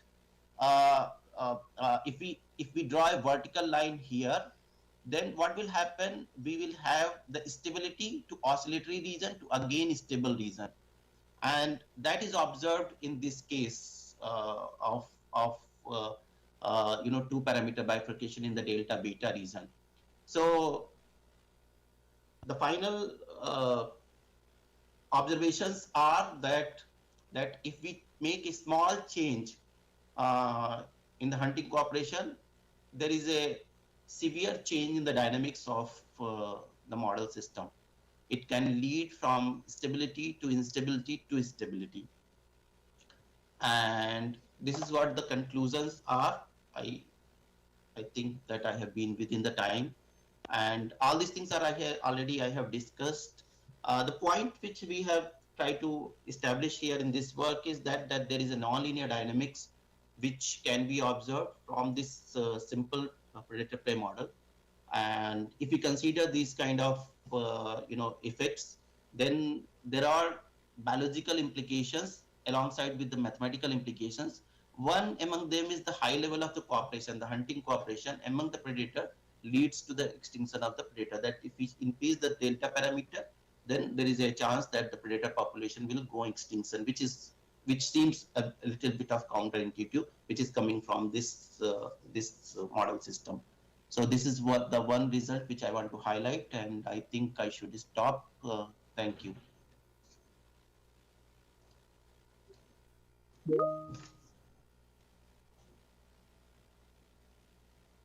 Thank you, Dr. Prashant, for taking your time out and giving this virtual talk. Are there any questions from the audience?